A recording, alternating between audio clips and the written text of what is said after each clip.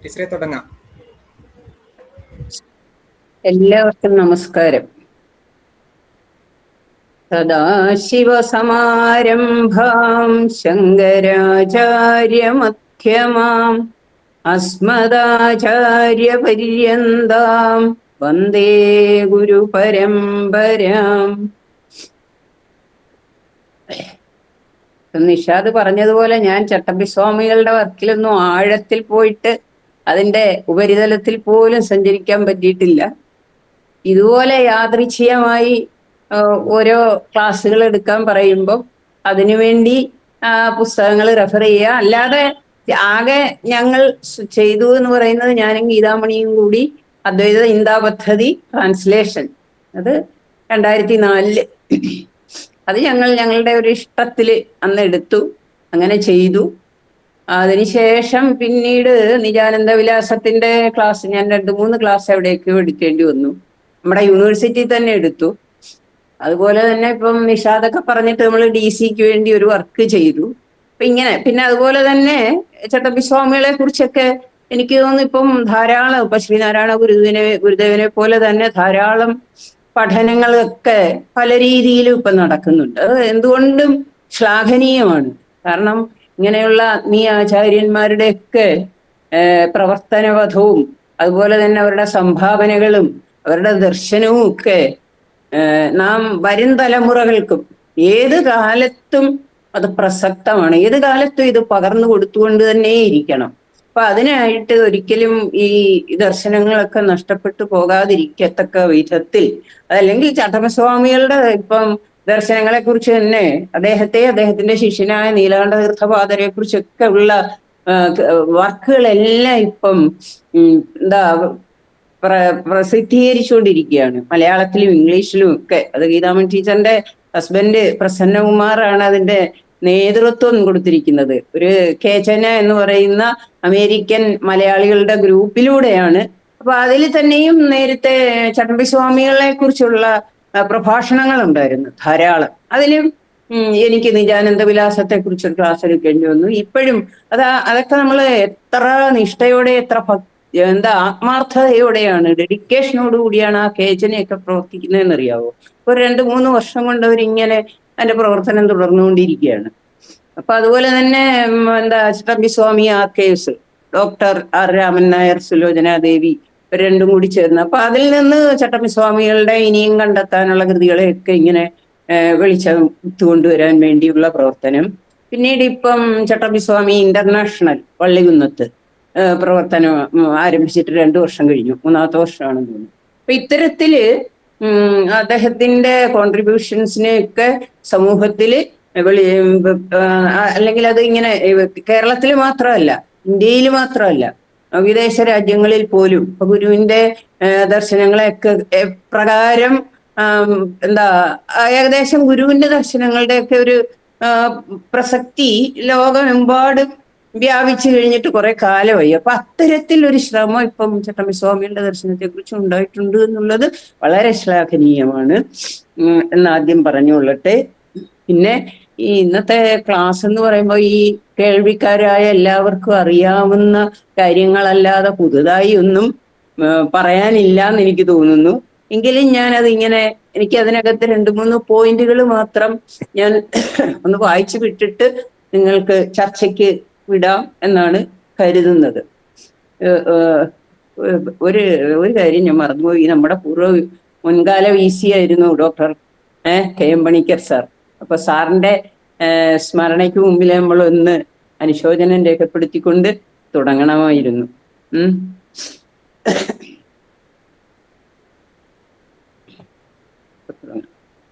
ഇപ്പം ജീവിതവും ദർശനവും ഭാരതത്തിൽ ഒരു 19-20 നൂറ്റാണ്ടുകളിൽ ഉടലെടുത്ത നവോത്ഥാന പ്രസ്ഥാനത്തിനും മതനവീകരണത്തിനും നേതൃത്വം നൽകിയവർ ഭാരതത്തിൽ അങ്ങോളം ഇങ്ങോളമുള്ള മഹാമതികളായിരുന്നു. അതിലേറ്റവും പ്രമുഖരായിട്ടുള്ളവരെയൊക്കെ നമുക്കറിയാം. രാജാ റാം മോഹൻ റോയ്, ബിപിൻ ചന്ദ്രപാല്, അരവിന്ദ ഘോഷ്, സ്വാമി ദയാനന്ദൻ, രാമകൃഷ്ണ പരമഹംസൻ, വിവേകാനന്ദൻ തുടങ്ങിയവരാണ്. അപ്പൊ ഇതേ കാലഘട്ടത്തിൽ കേരളത്തിലും ശ്രീ അയ്യാവൈകുണ്ഠ സ്വാമികൾ തുടക്കം കുറിച്ച കേരള നവോത്ഥാനത്തിന് ഏറ്റവും അധികം സംഭാവനകൾ നൽകിയവരാണ് ശ്രീ ചട്ടമ്പി സ്വാമികളും ശ്രീനാരായണ ഗുരുവും വാഗ്ഭടാനന്ദ സ്വാമികളും മറ്റും. ഈ ആത്മീയ ആചാര്യന്മാരുടെയൊക്കെ ജനനത്തിനു മുമ്പ് അല്ലെങ്കിൽ അതിനു മുമ്പ് ഒരു നൂറ്റാണ്ടുകളോളം സാമൂഹികമായും സാംസ്കാരികമായും സാമ്പത്തികമായും ഒക്കെ കേരളത്തെ അടക്കി ഭരിച്ചിരുന്നത് ബ്രാഹ്മണരായിരുന്നു. അതുപോലെ തന്നെ സവർണ വിഭാഗങ്ങളുടെ സഹായ സഹകരണത്തോടെ എന്ന് പറയുമ്പോൾ ക്ഷത്രിയ ഭരണാധികാരികളെയും അവർ അവരുടെ നിലയ്ക്ക് നിർത്തിയിരുന്നു. അതിനാലാകാം അവർണ ജനതയെ, പാർശ്വവൽക്കരിക്കപ്പെട്ട ജനതയെ തീർത്തും അടിമകളാക്കി മനുഷ്യത്വത്തെ പോലും മരവിപ്പിക്കുന്ന തരത്തിലുള്ള ചൂഷണത്തിനും സ്വാതന്ത്ര്യത്തോടെ ജീവിക്കാനുള്ള അവസരത്തെയും നിഷേധിക്കപ്പെട്ടിരുന്നത്. വിദ്യാഭ്യാസത്തിനോ ക്ഷേത്രാരാധനയ്ക്കോ വഴി നടക്കാനോ സ്ത്രീകൾക്ക് വേണ്ടും വണ്ണം വസ്ത്രം ധരിക്കാനോ പോലും സ്വാതന്ത്ര്യം അനുവദിക്കാതിരുന്ന കാലം. ഇതിനെക്കുറിച്ച് കൂടുതൽ ഞാൻ വിവരിക്കുന്നില്ല. കാരണം നമുക്ക് ധാരാളം ചരിത്ര ഗ്രന്ഥങ്ങളുണ്ട്. ശ്രീധരമേനോന്റെ കേരള ചരിത്രം, അല്ലെ പത്മനാഭമേനോന്റെ കേരള ചരിത്രം. അതിലൊക്കെ കുറച്ചുകൂടി എനിക്ക് തോന്നുന്ന ആധികാരികമായ ഒരു ചരിത്രകൃതിയായത് മഹേശ്വരൻ നായർ സാറും പറഞ്ഞിട്ടുണ്ട്. പി ഭാസ്കരൻ ഉണ്ണിയുടെ 19ാം നൂറ്റാണ്ടിലെ കേരളം ഒരു പ്രൗഢ ഗ്രന്ഥമാണ്. ഞാനത് കുറച്ചൊക്കെ വായിച്ചിട്ടുണ്ട് നേരത്തെ. സാർ അതിങ്ങനെ പറയുന്നുണ്ട്, ചരിത്ര പഠന ഗ്രന്ഥമാണെങ്കിൽ അത് ഇങ്ങനെ ആയിരിക്കണം എന്നുകൂടി നമ്മെ ബോധ്യപ്പെടുത്തുന്ന കൃതിയാണിതെന്ന് മഹേശ്വരൻ നായർ സാറ് സൂചിപ്പിച്ചിട്ടുണ്ട്. അപ്പൊ 19ാം നൂറ്റാണ്ടിനെ കുറിച്ചുള്ള നല്ലൊരു ചിത്രം കിട്ടാൻ നമുക്ക് ഈ ബുക്കുകൾ ഏതെങ്കിലും വായിച്ചാൽ കിട്ടും. പിന്നെ നമ്മളുടെ പൂർവികരൊക്കെ പറഞ്ഞു തന്ന അനുഭവങ്ങളിലൂടെയും നമുക്കതിനെക്കുറിച്ച് ഒരു ധാരണയുണ്ട്. അപ്പൊ മനുഷ്യ സൃഷ്ടമായ ജാതിയും മതവും മനുഷ്യത്വത്തെ പൂർണ്ണമായും മരവിപ്പിച്ചിരുന്ന ഒരു സാമൂഹിക പശ്ചാത്തലത്തിലാണ് ചട്ടമ്പി സ്വാമികളുടെയും ഗുരുവിന്റെയും മറ്റും ജനനം. ഈ ഒരു പശ്ചാത്തലം തന്നെയാകാം ഇവരെ ഈ ആധുനിക കേരളത്തിന്റെ ശില്പികളാക്കി തീർത്തത്, സാമൂഹിക പരിഷ്കർത്താക്കളാക്കി തീർത്തത് ആ ഒരു സാമൂഹ്യ പശ്ചാത്തലം തന്നെ ആകാം.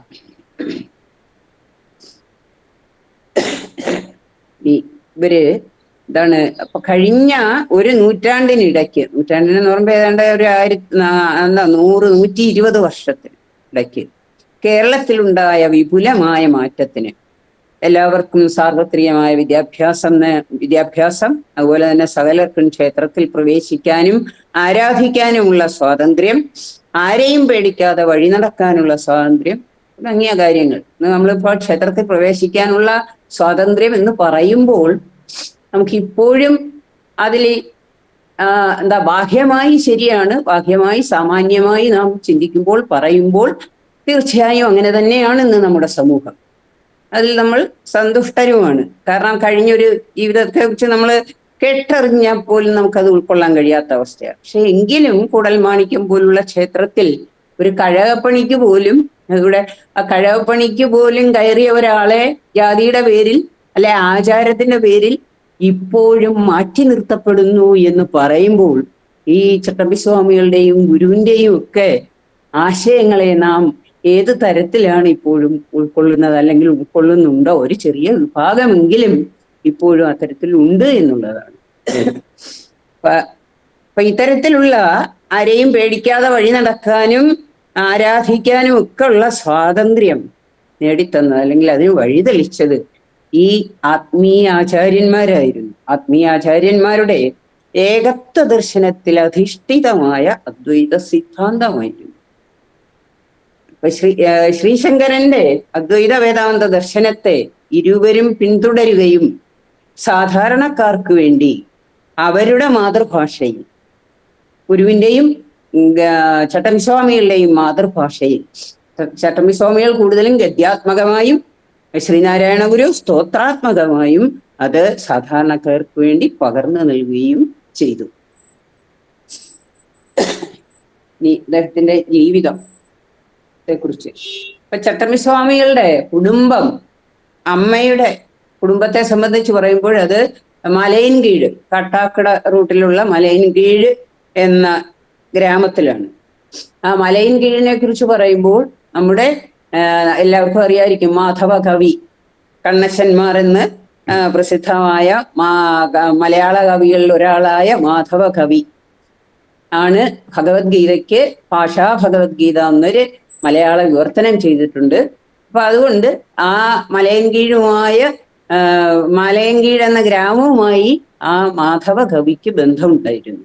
അപ്പൊ അവിടെയായിരുന്നു ചട്ടമ്പിസ്വാമികളുടെ അമ്മയുടെയും മറ്റും കുടുംബം. അതും വളരെ സാമ്പത്തികമായി ഉന്നതിയിൽ നിന്ന കുടുംബമായിരുന്നു. പക്ഷെ സ്വാമികളുടെ അമ്മയുടെയൊക്കെ സമയമായപ്പോഴത്തേക്ക് ആ കുടുംബം ക്ഷയിച്ചുപോയി.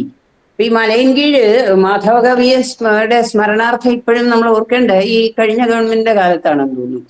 അവിടെ ഒരു ആർട്സ് ആൻഡ് സയൻസ് കോളേജ് ഉണ്ട് മാധവകവിയുടെ ഓർമ്മയ്ക്കായി മലയൻകീഴിൽ. ഇനി മലയൻകീഴിൽ മച്ചേൽ എന്ന സ്ഥലത്ത് ആയിരുന്നു പൂപ്പോനിയത്തായിരുന്നു സ്വാമികളുടെ അമ്മയുടെ കുടുംബം. എന്നാൽ ഇത് വേണിയത്തെന്നാണ് പിന്നീട് അറിയപ്പെട്ടിട്ടുള്ളത്. പഴയ നേരത്തെ പറഞ്ഞതുകൊണ്ട് അത് ഞാൻ പോകുന്നില്ല. അപ്പൊ ഈ സാമ്പത്തിക സ്ഥിതി ശോഷിച്ചതിനാൽ, അല്ലെങ്കിൽ ആ സാമ്പത്തിക സ്ഥിതി ഭദ്രമല്ലാത്തതിനാലാണ് അദ്ദേഹത്തിന്റെ കുടുംബത്തിലെ കുഞ്ഞിപ്പെണ്ണ് എന്നൊരു സ്ത്രീ ജീവിതവൃത്തിക്കായി തിരുവനന്തപുരത്ത് കണ്ണമ്മൂലയിലുണ്ടായിരുന്ന കൊല്ലൂർ മഠത്തിൽ എത്തിച്ചേർന്നു.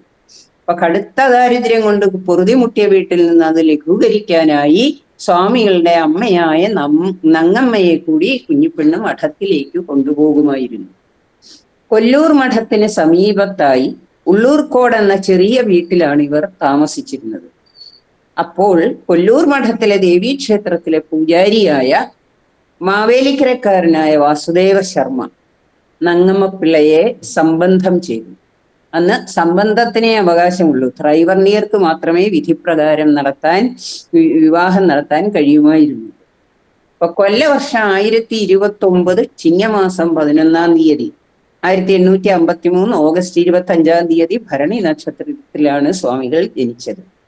അച്ഛൻ കുട്ടിക്കാലത്ത് അയ്യപ്പൻ എന്നായിരുന്നു പേരിട്ടത്. ആകാരം കൊണ്ട് ചെറുതായതിനാൽ കുഞ്ഞൻ എന്ന വിളിപ്പേരുണ്ടായി. അപ്പൊ അതിന്റെ കൂടെ ജാതി പേര് കൂടി ചേർന്നിട്ടാണ് കുഞ്ഞൻ പിള്ള എന്നായത്. അദ്ദേഹത്തിന്റെ കുട്ടിക്കാലം വളരെ കഷ്ടപ്പാടുകൾ നിറഞ്ഞതായിരുന്നു. അതിനാൽ കുട്ടിയായിരിക്കുമ്പോൾ തന്നെ അമ്മയെ സംരക്ഷിക്കേണ്ട ചുമതല കൂടി വന്നു ചേർന്നു. ഇത് ഞാനിങ്ങനെ വായിച്ചു വിട്ടാൽ മതിയല്ലോ, അതുകൊണ്ടാണ്. ഉള്ളൂർ മഠത്തിനടുത്തുള്ള കുറ്റിക്കാടുകളിൽ നിന്ന് പൂക്കൾ ശേഖരിച്ച് മാല കെട്ടി ക്ഷേത്രത്തിൽ കൊടുക്കുക, മഠത്തിലെ ജോലിക്കാരായ സ്ത്രീകളെ സഹായിക്കുക തുടങ്ങിയ കാര്യങ്ങൾ ചെയ്താണ് ആഹാരത്തിന് വക കണ്ടെത്തിയിരുന്നത്. അത്തരമൊരവസ്ഥയിൽ ബാലന് പഠിക്കുന്നതിനെ പറ്റി ചിന്തിക്കാനുള്ള അവസരം തന്നെ കിട്ടിയില്ലെന്ന് പറയാം. ഇപ്പോഴും ആ ഒരവസ്ഥയൊന്നും ഇല്ലെങ്കിൽ ഇപ്പോഴും അതുപോലെ ജോലി ചെയ്ത് പഠിക്കുന്ന ധാരാളം കുട്ടികളുണ്ട്. ഇപ്പൊ കഴിഞ്ഞ ദിവസം നമ്മൾ പത്രത്തിൽ ഒരു IAS കിട്ടിയ കുട്ടിയുടെ കഥ വായിച്ചു. കൂലിപ്പണിക്ക് പോകുന്ന ഒരു അച്ഛന്റെ അപ്പൊ ആ ഒരു കഷ്ടപ്പാട് ഇപ്പൊ അവിടെ അതാ ജ്ഞാന തൃഷ്ണയാണ്. ഇവിടെ നമുക്ക് ആദ്യന്തം ഗുരുവിന് ചട്ടമ്പിസ്വാമികളുടെ നമ്മൾ ബുക്കുകൾ വായിക്കുമ്പോൾ ഇത്രയും ആദ്യന്തം നമ്മെ അത്ഭുതപ്പെടുത്തുന്ന ഇത്രയും ജ്ഞാനതൃഷ്ണയുള്ള ഒരു യോഗീശ്വരൻ, ലോകത്തുള്ള എല്ലാ വിദ്യകളിലും അദ്ദേഹം കൈവച്ചു എന്നുള്ള, എല്ലാത്തിലും അപാഗാധമായ പാണ്ഡിത്യം നേടി എന്നുള്ളതാണ്. അപ്പൊ കൊല്ലൂർ മഠത്തിലെ കുട്ടികളെ സംസ്കൃതം പഠിപ്പിക്കുന്നതിന് ഒരു ബ്രാഹ്മണാധ്യാപകനെ ഏർപ്പെടുത്തിയിരുന്നു. അദ്ദേഹം കുട്ടികളെ സംസ്കൃതം പഠിപ്പിക്കും. അത് കേട്ട് കുട്ടികൾ ഉച്ചത്തിൽ സംസ്കൃതം ചൊല്ലി പഠിക്കും. ഇത് അമ്മയെയും വല്യമ്മയെയും സഹായിക്കാൻ പോയ കുഞ്ഞന്റെ ചെവിയിൽ എത്തുകയും ഒളിഞ്ഞു നിന്ന് സംസ്കൃതം പഠിക്കുവാനും തുടങ്ങി. കുഞ്ഞൻപിള്ളയുടെ രഹസ്യ വിദ്യാഭ്യാസം സംസ്കൃതം പിടിച്ചിരുന്ന വിദ്യാർത്ഥികൾ കണ്ടുപിടിക്കുകയും ഗുരുനാഥനെ അറിയിക്കുകയും ചെയ്തു. കാരുണ്യവാനായ ഗുരുനാഥൻ കുഞ്ഞനെ വിളിച്ച് മനസ്സിലാക്കിയ കാര്യങ്ങൾ ചോദിച്ചറിഞ്ഞു. അപ്പോഴാണ് ഗുരുവിന് കുഞ്ഞന്റെ പഠന കൗശലം വ്യക്തമാകുന്നത്. തന്റെ മുന്നിലിരുന്ന് പഠിച്ച കുട്ടികളെക്കാൾ ഭംഗിയായി കാര്യങ്ങൾ ഗ്രഹിച്ചിരിക്കുന്നുവെന്ന് മനസ്സിലാക്കിയതിനാൽ പാഠശാലയുടെ ഒരറ്റത്തിരുന്ന്, കാരണം ഒന്ന് ശൂദ്രന് പോലും പഠിക്കാൻ അധികാരമില്ല, പാഠശാലയുടെ ഒരറ്റത്തിരുന്ന് പഠിച്ചു കൊള്ളാൻ ഗുരുനാഥൻ കുഞ്ഞനെയും അനുവദിച്ചു. അങ്ങനെയാണ് കുഞ്ഞന്റെ സംസ്കൃത പഠനത്തിന്റെ തുടക്കം. ചട്ടമ്പിസ്വാമികളുടെ കുട്ടിക്കാലത്ത് ചാതുർവർണ്ണ വ്യവസ്ഥയുടെ ഭാഗമായ നിയമങ്ങളാണ് നിലനിന്നിരുന്നത്. അപ്പോൾ ശൂദ്രന്മാരും സ്ത്രീകളും വേദം പഠിക്കാൻ പാടില്ല. വേദം പഠിക്കാൻ പാടില്ല എന്ന് പറയുമ്പോൾ ഋഗ്വേദാദി ഗ്രന്ഥങ്ങൾ മാത്രം പഠിക്കാൻ പാടില്ല എന്നല്ല, മറിച്ച് അവർക്ക് വിദ്യ അഭ്യസിക്കാനുള്ള അവകാശം പോലും നിഷേധിച്ചിരുന്നു. ശൂദ്രർക്ക് അന്യരുടെ ദാസ്യപ്പണിയാണ് വിധിച്ചിരുന്നത്. ചാതുർവർണ്ണ്യത്തിൽ വരാത്ത വലിയൊരു വിഭാഗത്തെ ഇഴവ, പറയ, പുലയ തുടങ്ങിയ വിഭാഗത്തിന്റെ കാര്യം പറയേണ്ടതില്ല. ഇത്തരം അവകാശ നിഷേധങ്ങൾ നടപ്പാക്കിയിരുന്നത് വ്യവഹാരമാല, മനുസ്മൃതി, യാജ്ഞവൽക്യ സ്മൃതി, ശാങ്കര സ്മൃതി തുടങ്ങിയ സ്മൃതി ഗ്രന്ഥങ്ങളെ അടിസ്ഥാനമാക്കിയാണ്.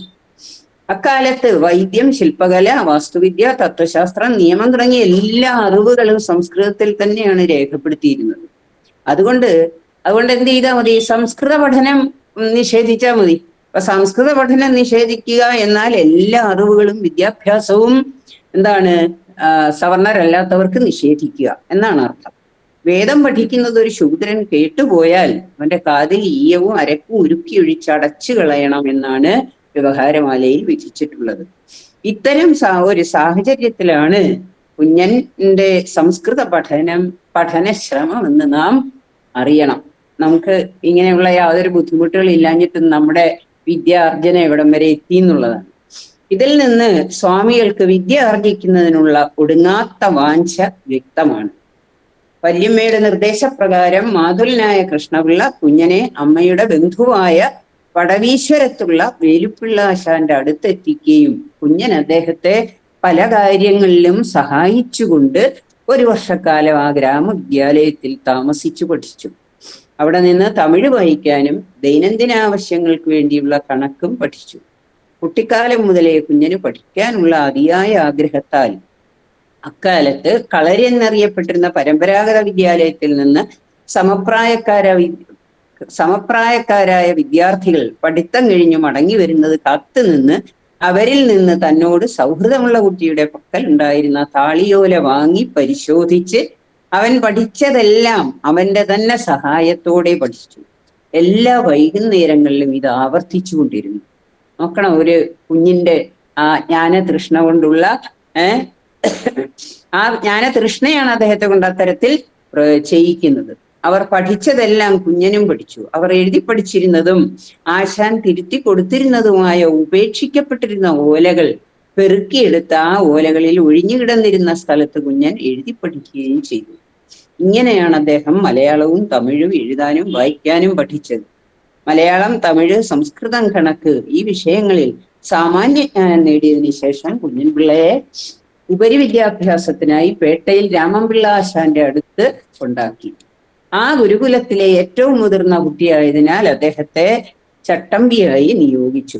ചട്ടം അൻപുന്നവൻ, ചട്ടം പാലിക്കുന്നവൻ, സംരക്ഷിക്കുന്നവൻ, ചട്ടമ്പി. ഗുരുനാഥന്റെ അഭാവത്തിൽ ഗുരുകുലത്തിൽ കുഞ്ഞൻപിള്ളയെ ചട്ടമ്പിയായി നിയോഗിച്ചു. മറ്റുള്ള വിദ്യാർത്ഥികൾ ചട്ടം പാലിക്കുന്നുണ്ടോ, മുടക്കം വരുത്തുന്നുണ്ടോ എന്നൊക്കെ പരിശോധിക്കുകയായിരുന്നു അദ്ദേഹത്തിന്റെ കർത്തവ്യം.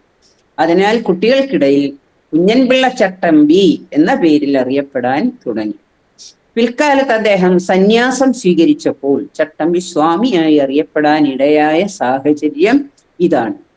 രാമൻപിള്ള ആശാന്റെ ഗുരുകുലത്തിൽ നിന്നും കുഞ്ഞൻപിള്ള മലയാളത്തിലും സംസ്കൃതത്തിലും തമിഴിലും കണക്ക് തുടങ്ങിയ വിഷയങ്ങളിലും ആഴത്തിലുള്ള അറിവ് നേടി.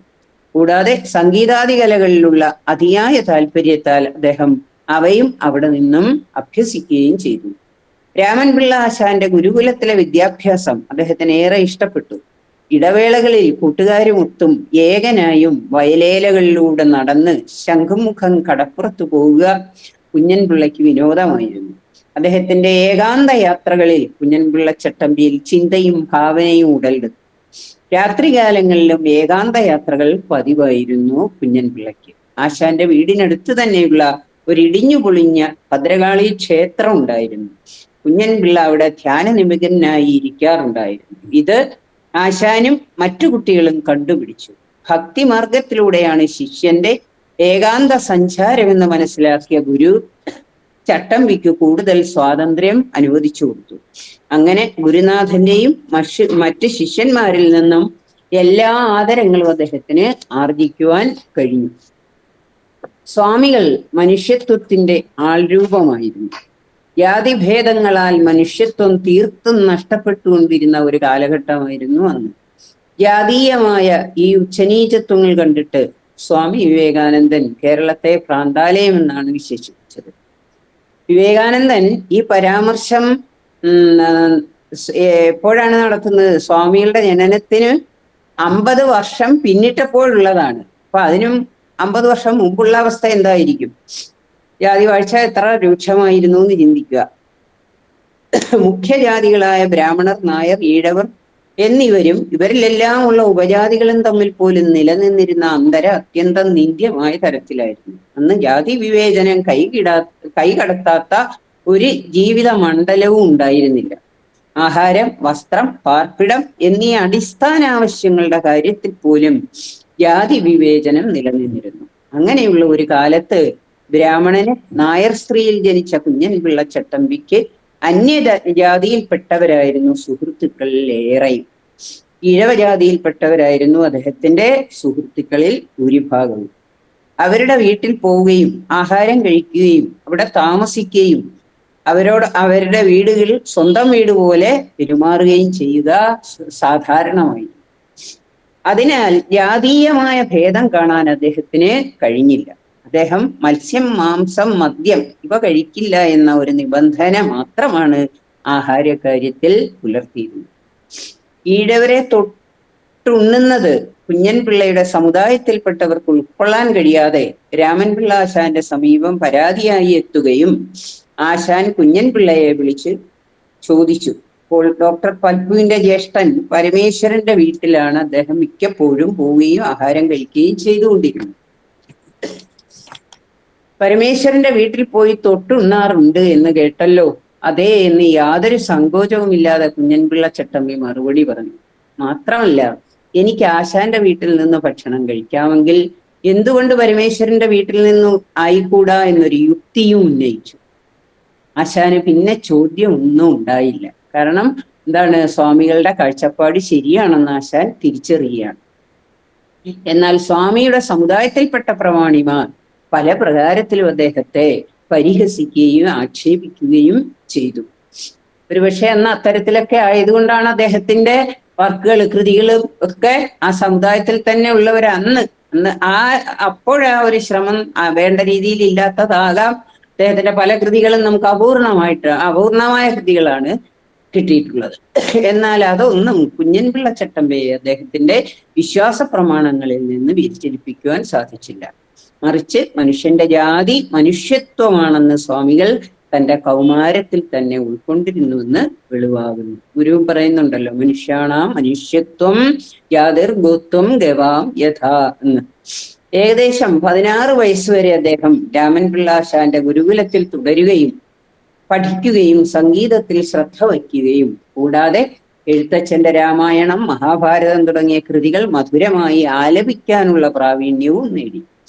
ഗുരുമുഖത്ത് നിന്ന് പഠിച്ചതിനേക്കാൾ സ്വപ്രയത്നത്താലാണ് അദ്ദേഹം അധികം വിദ്യകളും ആർജിച്ചത്. കൈവല്യ നവനീതം തുടങ്ങിയ വേദാന്ത ഗ്രന്ഥങ്ങൾ സ്വയം പഠിക്കുകയും ചെയ്തു. അപ്പോഴും അമ്മയുടെ സംരക്ഷണ ചുമതല കുഞ്ഞൻപിള്ളയ്ക്കായതിനാൽ അദ്ദേഹം തൊഴിൽ അന്വേഷിച്ച് നടന്നു. അങ്ങനെ അദ്ദേഹം ആദ്യം ചെയ്യുന്നത് എന്താണ്? സ്റ്റാച്യൂവിൽ സ്ഥിതി ചെയ്യുന്ന ഹജൂർ കച്ചേരി, നമ്മുടെ സെക്രട്ടേറിയറ്റ്, അതിന്റെ നിർമ്മാണത്തിനാവശ്യമായ കല്ലും കട്ടയും ചെങ്കൽ ചൂള, ഇന്ന് രാജാജി നഗർ എന്നറിയപ്പെടുന്ന, നേരത്തെ അറിയപ്പെട്ടിരുന്നത് ചെങ്കൽ ചൂള, ആ ചെങ്കൽ ചൂളയിൽ നിന്നും കല്ലും കട്ടയും ചുമക്കുന്ന ജോലി ചെയ്തിട്ടുണ്ട്. എന്നാൽ അധിക നാൾ ആ തൊഴിൽ തുടർന്നില്ല. അമ്മ എന്താണ്, നീ സ്വന്തം കാര്യവും വീട്ടുകാര്യവും ഒന്നും നോക്കാതെ വേദാന്തവും ഗുസ്തിയും പഠിച്ചു നടന്നാൽ മതിയോ, എന്തെങ്കിലും സ്ഥിരമായ ഒരു തൊഴിൽ കണ്ടുപിടിക്കണമെന്ന് അമ്മ ഉപദേശിക്കുകയും പ്രാർത്ഥിക്കുകയും ചെയ്തു.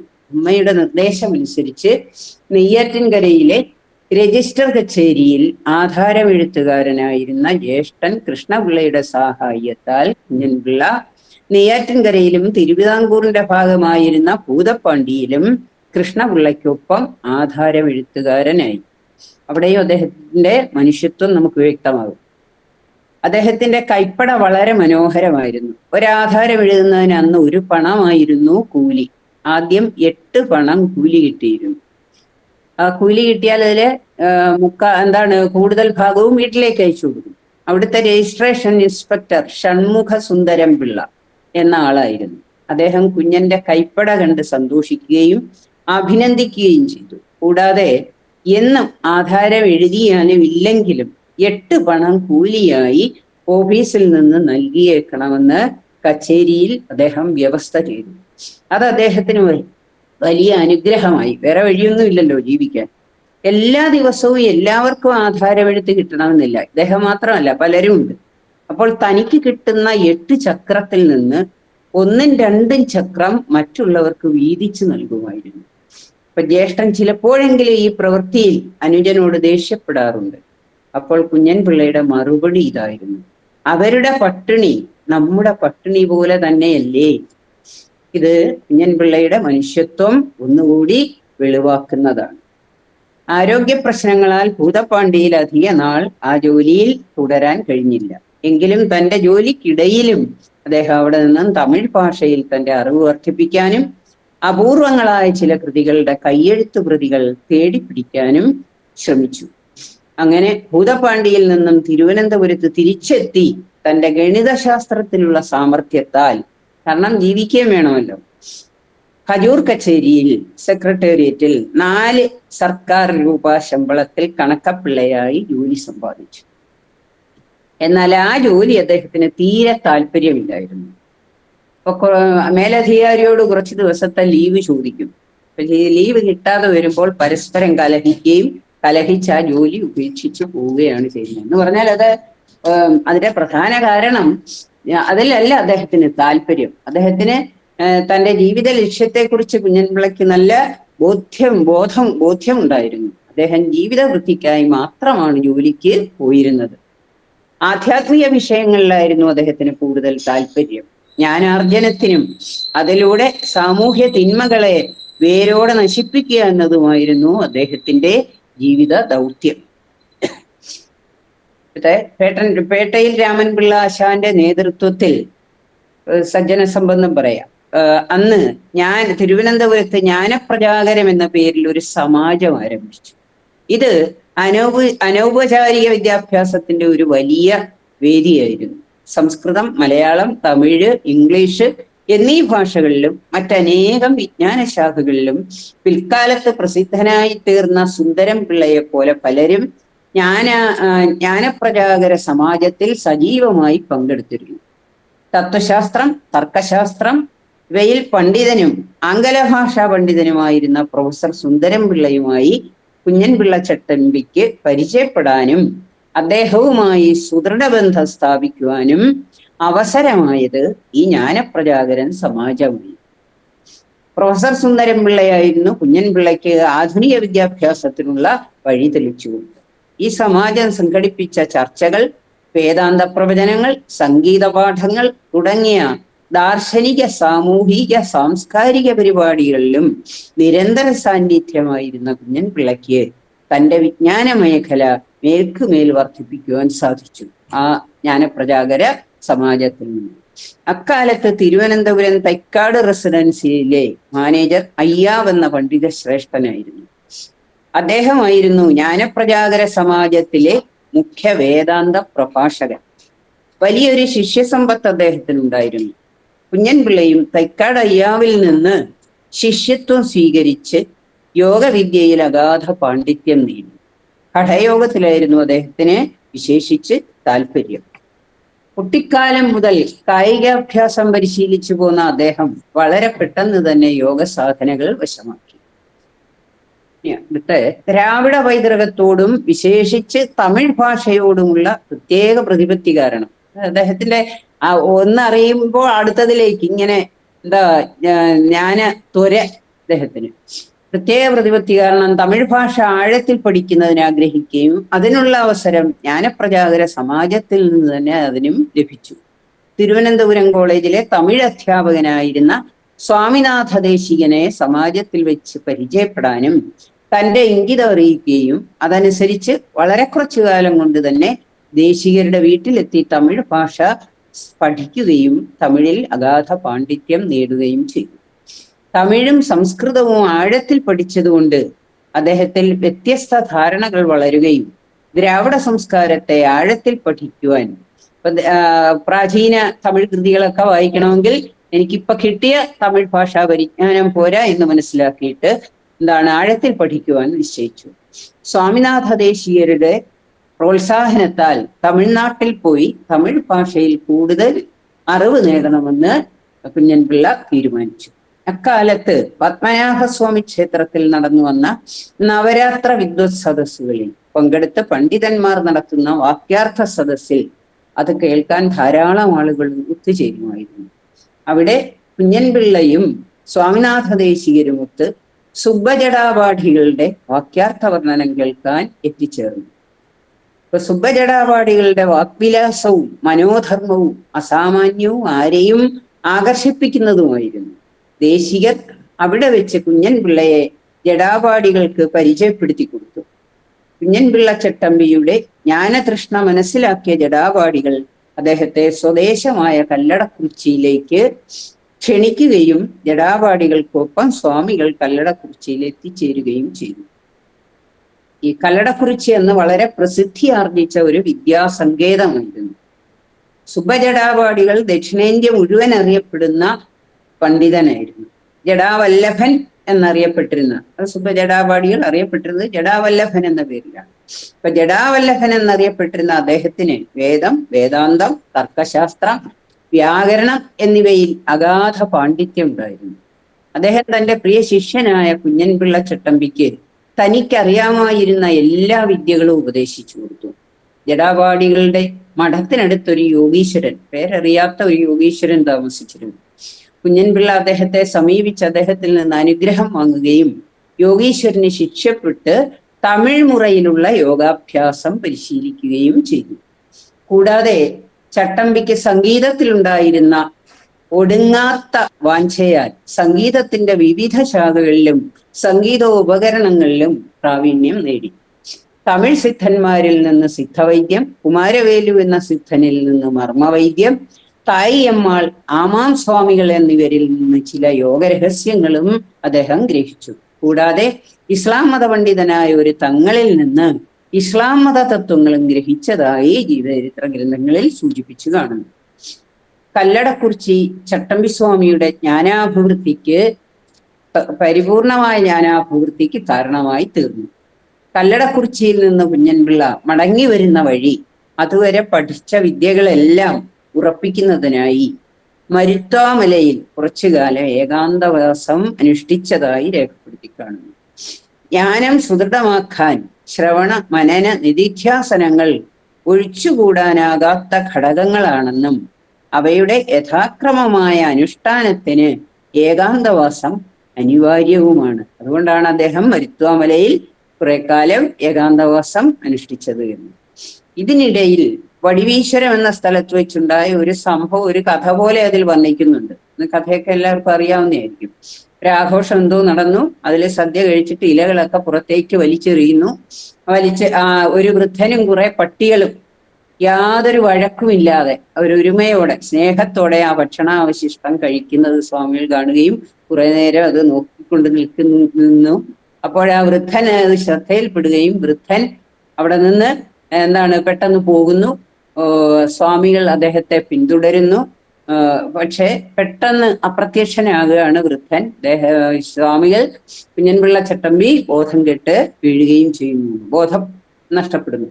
പക്ഷെ ബോധം വരുമ്പോൾ അദ്ദേഹം കാണുന്നത് ഈ വൃദ്ധന്റെ മടിയിൽ കിടക്കുന്നതായിട്ടാണ് ചട്ടമ്പി സ്വാമി കാണുന്നത്. അപ്പൊ അതവിടെ പറയുന്നത്, അപ്പൊ അവിടെ മരുത്വാമലയിൽ നിന്ന് മടങ്ങി അവിടെ സ്വാമികളിലെ സമത്വ ദർശനത്തെ ഇപ്പൊ നമ്മുടെ മനീഷാ പഞ്ചകം ഇവിടെ പറയുന്നില്ലേ, ശങ്കരന്റെ ചണ്ടാലത്വത്തെ നീക്കാൻ ശിവൻ പ്രത്യക്ഷപ്പെട്ടതുപോലെ ഇവിടെ ഈശ്വരൻ ഒരു വൃദ്ധന്റെ രൂപത്തിൽ പ്രത്യക്ഷപ്പെട്ടുകൊണ്ട് സ്വാമികൾ സമത്വ ദർശനത്തെ ഉറപ്പിക്കാനായി വൃദ്ധന്റെ രൂപത്തിൽ പ്രത്യക്ഷപ്പെട്ടതോ എന്ന്. പക്ഷെ അവിടെ സ്വാമികൾ ഒന്ന് മനസ്സിലാക്കിയത്, ഇവിടെ ആ പട്ടികളും വൃദ്ധനും തമ്മിൽ ഒരു എത്രയോ സ്നേഹത്തോടെയാണ് ആ ഭക്ഷണാവശിഷ്ടം. അപ്പൊ ശുനിജൈവ ശുഭാഗേച പണ്ഡിതാഹ സമദർശിന. ഇപ്പൊ മരുത്വാമലയിൽ നിന്ന് തിരുവനന്തപുരത്ത് മടങ്ങിയെത്തിയ കുഞ്ഞൻപിള്ള ചട്ടമ്പിയുടെ ജീവിതം തികച്ചും ഒരു സന്യാസിയുടെ രീതിയിലായിരുന്നു. അപ്പോഴേക്കും അദ്ദേഹം ഒരു സന്യാസിയുടെ അവസ്ഥയിലെത്തി. ഭഗവത്ഗീതയിലും പഞ്ചദശിയിലും ഒക്കെ പറയുന്ന ജീവൻ മുക്താവസ്ഥ, അല്ലെ സ്ഥിതപ്രജ്ഞന്റെ ലക്ഷണം അന്വർത്ഥമാക്കുന്ന രീതിയിൽ പ്രജഹാതി യഥാകാമാൻ സർവാൻ പാർത്ഥ മനോഗതാൻ ആത്മന്യേവാത്മനാ തുഷ്ട സ്ഥിതപ്രജ്ഞസ്തോച്ചത എന്നാണല്ലോ അവിടെ സ്ഥിതപ്രജ്ഞന്റെ ലക്ഷണം ഭഗവത്ഗീതയിൽ പറയുന്നത്. അപ്പൊ അത്തരത്തിലൊരു ജീവിതമായിരുന്നു സ്വാമികളുടേത്. താമരയില വെള്ളത്തിൽ താമരയില ഇട്ടാൽ ആ വെള്ളം എന്തിൽ പറ്റില്ല, താമരയിൽ പറ്റാത്തതുപോലെ, ഇലയിൽ പറ്റാത്തതുപോലെ. അപ്പൊ വെള്ളം പറ്റാതെ താമരയില കിടക്കുന്നത് പോലെ അദ്ദേഹം ലൗകിക വ്യവഹാരങ്ങളിലൊന്നും മുഴുകാതെ നിർലേപനായി പരിവ്രാജകനായി ലോകത്ത് ജീവിച്ചു. ലഗമേ തറവാടെന്ന മട്ടിൽ ജീവിച്ച സന്യാസി ശ്രേഷ്ഠനായിരുന്നു സ്വാമികൾ. വളരെ അന്വർത്ഥമാണ് നമ്മൾ അദ്ദേഹത്തിന്റെ ജീവിതം ആദ്യന്തം വായിച്ചാൽ. അദ്ദേഹത്തിന്റെ ഈ രചനകളും എല്ലാം എവിടെയാണോ ഏത് ഭവനങ്ങളിൽ വസിക്കുന്നുവോ അല്ലെങ്കിൽ ഏത് ദേശത്ത് വസിക്കുന്നുവോ അവിടെ ഇരുന്ന് എഴുതുക, കുത്തിക്കുറിക്കുക, കിട്ടുന്ന കടലാസ് കഷണങ്ങളും മുറി പെൻസിലുകളും ഒക്കെ ഉപയോഗിച്ച് അവിടെ ഇരിക്കുന്നവർക്ക്, കൂടെ ഉണ്ടാകുന്നവരെ ഏൽപ്പിക്കുക. അതിനൊന്നും ഒരു നിഷ്ഠ അങ്ങനെ ഉണ്ടായിരുന്നില്ല എന്നാണ്. അപ്പൊ ചട്ടമ്പി സ്വാമികൾ നല്ലൊരു ചികിത്സകനായും അറിയപ്പെട്ടു. തമിഴ്നാട്ടിൽ നിന്ന് സ്വായത്തമാക്കിയ വൈദ്യശാസ്ത്രത്തിലുള്ള വൈദഗ്ധ്യം പ്രയോജനപ്പെടുത്താൻ ഒരവസരം അദ്ദേഹത്തിനുണ്ടായി. തൻ്റെ അകന്ന ബന്ധുവിന്റെ ഭാര്യയുടെ ഉദരരോഗവും അപസ്മാരവും നിഷ്പ്രയാസം മാറ്റിക്കൊടുത്തു എന്നതായും സൂചിപ്പിക്കുന്നു. സ്വാമികൾ ഒരു വലിയ സഞ്ചാരപ്രിയനായിരുന്നു. അദ്ദേഹം എവിടെ തങ്ങിയാലും അതിൻ്റെ പരിസര പ്രദേശങ്ങളിലെല്ലാം ചുറ്റിക്കറങ്ങുക ശീലമായിരുന്നു. അത് വെറുതെ സമയം കളയാനല്ല അദ്ദേഹത്തിന്റെ ചുറ്റിക്കറങ്ങൽ, മറിച്ച് പ്രകൃതി ഭംഗി ആസ്വദിക്കുക, സ്ഥലനാമങ്ങളുടെ ഗവേഷണം, പ്രാചീന ഗ്രന്ഥശേഖരണം ഇവയായിരുന്നു ചുറ്റിത്തിരയലിന്റെ മുഖ്യ ലക്ഷ്യം. പകൽ സമയം മുഴുവൻ സ്വാമികൾ വിശ്രമിക്കുകയും വൈകുന്നേരം മുതൽ വെളുപ്പാങ്കാലം വരെ സഞ്ചാരം തുടരുന്നതുമായിരുന്നു സ്വാമികളുടെ രീതി. ഈ സ്വഭാവത്തെ വ്യക്തമാക്കുന്ന ശ്ലോകം നമ്മുടെ ഭഗവത്ഗീതയിലുണ്ട്. യാ നിശാ സർവഭൂതാനാം തസ്യാം ജാഗർത്തി സംയമീ യസ്യാം ജാഗ്രതി ഭൂതാനി സാ നിശാ പശ്യതോ മുനീഹി. അപ്പൊ ഈ ശ്ലോകത്തിന്റെ ആശയം സ്വാമികളുടെ സ്വഭാവത്തെ വ്യക്തമാക്കുന്നതാണ്. വെച്ചാൽ ഒരു സംയമിയായ മുനി എല്ലാ ജീവികളും ഉണർന്നിരിക്കുന്ന സമയത്ത് എന്ത് ചെയ്യും? ഉറങ്ങും. എല്ലാ ജീവികളും ഉറങ്ങുന്ന സമയത്ത് ഉണർന്നിരിക്കുകയും ചെയ്യുന്നു. ചരാചരാത്മകങ്ങളായ സകല ജീവജാലങ്ങളെയും പൂർണ്ണമായ സമഭാവന, ജീവജാലങ്ങളോടും പൂർണ്ണമായ സമഭാവന പുലർത്തുക എന്നത് സ്വാമികളുടെ സ്വഭാവമായിരുന്നു. ഇത് അദ്വൈത വേദാന്ത ദർശനത്തിന് അനുഗുണമായ സമഭാവനയാണ്. എന്താണ്, പട്ടിയെന്നോ പക്ഷിയെന്നോ അദ്ദേഹം ഉറങ്ങാൻ കിടക്കുമ്പോഴല്ലെങ്കിൽ അദ്ദേഹം ഇരിക്കുമ്പോൾ അദ്ദേഹത്തിന്റെ ഒപ്പം പാമ്പ്, ശ്രീനാരായണ ഗുരുവിന്റെ സമീപത്തും അങ്ങനെയായിരുന്നു എന്നാണ് പറയുന്നത്. പാമ്പും പുലിയും കടുവയും എല്ലാം ഒപ്പം ശാന്തരായി വർത്തിക്കുമായിരുന്നു എന്നാണ്. അവിടെ പട്ടിയെന്നോ പാമ്പെന്നോ മനുഷ്യനെന്നോ സകലതിനെയും ഒന്നായി കാണുക. സ്വാമികളുടെ ദർശനം അദ്വൈതമായിരുന്നു എന്ന് വ്യക്തമാക്കാൻ അദ്ദേഹത്തിന്റെ അദ്വൈത ചിന്താ പദ്ധതി എന്ന ഒരൊറ്റ ഗ്രന്ഥം മതി. അദ്വൈത ദർശനത്തിലെ മുഖ്യ സിദ്ധാന്തങ്ങളെല്ലാം സമഗ്രമായും ലളിതമായും പ്രതിപാദിച്ചിട്ടുള്ള ഒരു കൃതിയാണ് അദ്വൈത ചിന്താ പദ്ധതി. ഞാനതിങ്ങനെ വേറെ തിരിച്ചൊന്നും എഴുതിയിട്ടില്ല. ഞാൻ പറഞ്ഞല്ലോ, എൻ്റെ ശാരീരികമായ അസ്വസ്ഥതകൾ കാരണം നേരെ നോക്കാൻ പറ്റിയിട്ടില്ല. ജീവകാരുണ്യ നിരൂപണ എന്ന കൃതിയിലൂടെ സകല ജീവജാലങ്ങളോടുമുള്ള സ്വാമികളുടെ കാരുണ്യഭാവത്തെ പ്രകടമാക്കുന്നു. അതുപോലെ സ്വാമികൾ നിർഭയനായിരുന്നു. എന്നുവെച്ചാൽ ഭയം ഉണ്ടാകുന്ന എപ്പോഴും രണ്ടാമതൊന്നുണ്ടെങ്കിലാണ് ഭയം. ദ്വിതീയാദ്വൈ ഭയം ഭവതി എന്നാണ്. രണ്ടാമതൊന്നുണ്ടെങ്കിലേ ഭയം ഉണ്ടാവുകയുള്ളൂ. അപ്പൊ സകലതിനെയും ഒന്നായി കാണുന്ന ഒരു വ്യക്തിയിൽ ഒരിക്കലും ഭയം ഉണ്ടാകുന്നില്ല. ഭയം വൈ ബ്രഹ്മ, അഭയമാണ്, ഭയമില്ലാത്ത അവസ്ഥയാണ് ബ്രഹ്മം, ചൈതന്യം എന്ന് പറയുന്നുണ്ടല്ലോ വേഗം. അപ്പൊ സ്വാമികളുടെ സന്നിധിയിൽ പാമ്പും സിംഹവും പുലി തുടങ്ങിയ ജന്തുക്കളെല്ലാം ശാന്തരായി നിലകൊള്ളുമായിരുന്നു. ഇനി വൈജ്ഞാനിക മേഖലയിലാകട്ടെ ഒരാശയത്തെയോ സമൂഹത്തിലെ തിന്മകളെയോ അന്ധമായി എതിർക്കുകയായിരുന്നില്ല സ്വാമികളുടെ രീതി. മറിച്ച് ഒരാശയത്തെയോ നീതികേടിനെയോ നിഷേധിക്കേണ്ടി വരുമ്പോൾ അവയെ സംബന്ധിച്ച എല്ലാ വിഷയങ്ങളും സൂക്ഷ്മമായി പഠിച്ചിട്ട് യുക്തിപൂർവം നിഷേധിക്കുക എന്നതായിരുന്നു അദ്ദേഹത്തിന്റെ രീതി. ഇതിന് ഉത്തമോദാഹരണമാണ് വേദാധികാര നിരൂപണം, ക്രിസ്തുമതഛേദനം തുടങ്ങിയ സ്വാമികളുടെ കൃതികൾ.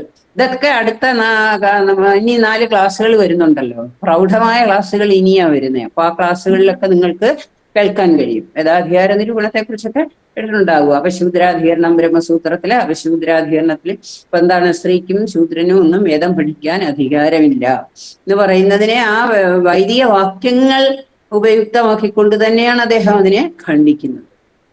അതുപോലെയാണ് ക്രിസ്തുമതച്ഛേദനം തുടങ്ങിയ സ്വാമികളുടെ കൃതികൾ. ഇപ്പൊ സ്വാമികൾക്ക് തന്ത്ര വിഷയത്തിൽ പല കാര്യങ്ങളും അറിയേണ്ടതായിട്ടുണ്ട്. ഇപ്പൊ തന്ത്രിമുഖ്യന്മാരുടെ വാസസ്ഥാനമായിരുന്ന കൂവക്കരപ്പോറ്റി മഠം, ആ മഠത്തിന്റെ ഗ്രന്ഥശാലയിൽ ധാരാളം തന്ത്രഗ്രന്ഥങ്ങൾ സൂക്ഷിച്ചിരുന്നു. എന്നാൽ അവിടെ സ്വാമി ശൂദ്രനാണല്ലോ, അപ്പൊ ശൂദ്രന്മാർക്ക് പ്രവേശനം ഉണ്ടായിരുന്നില്ല.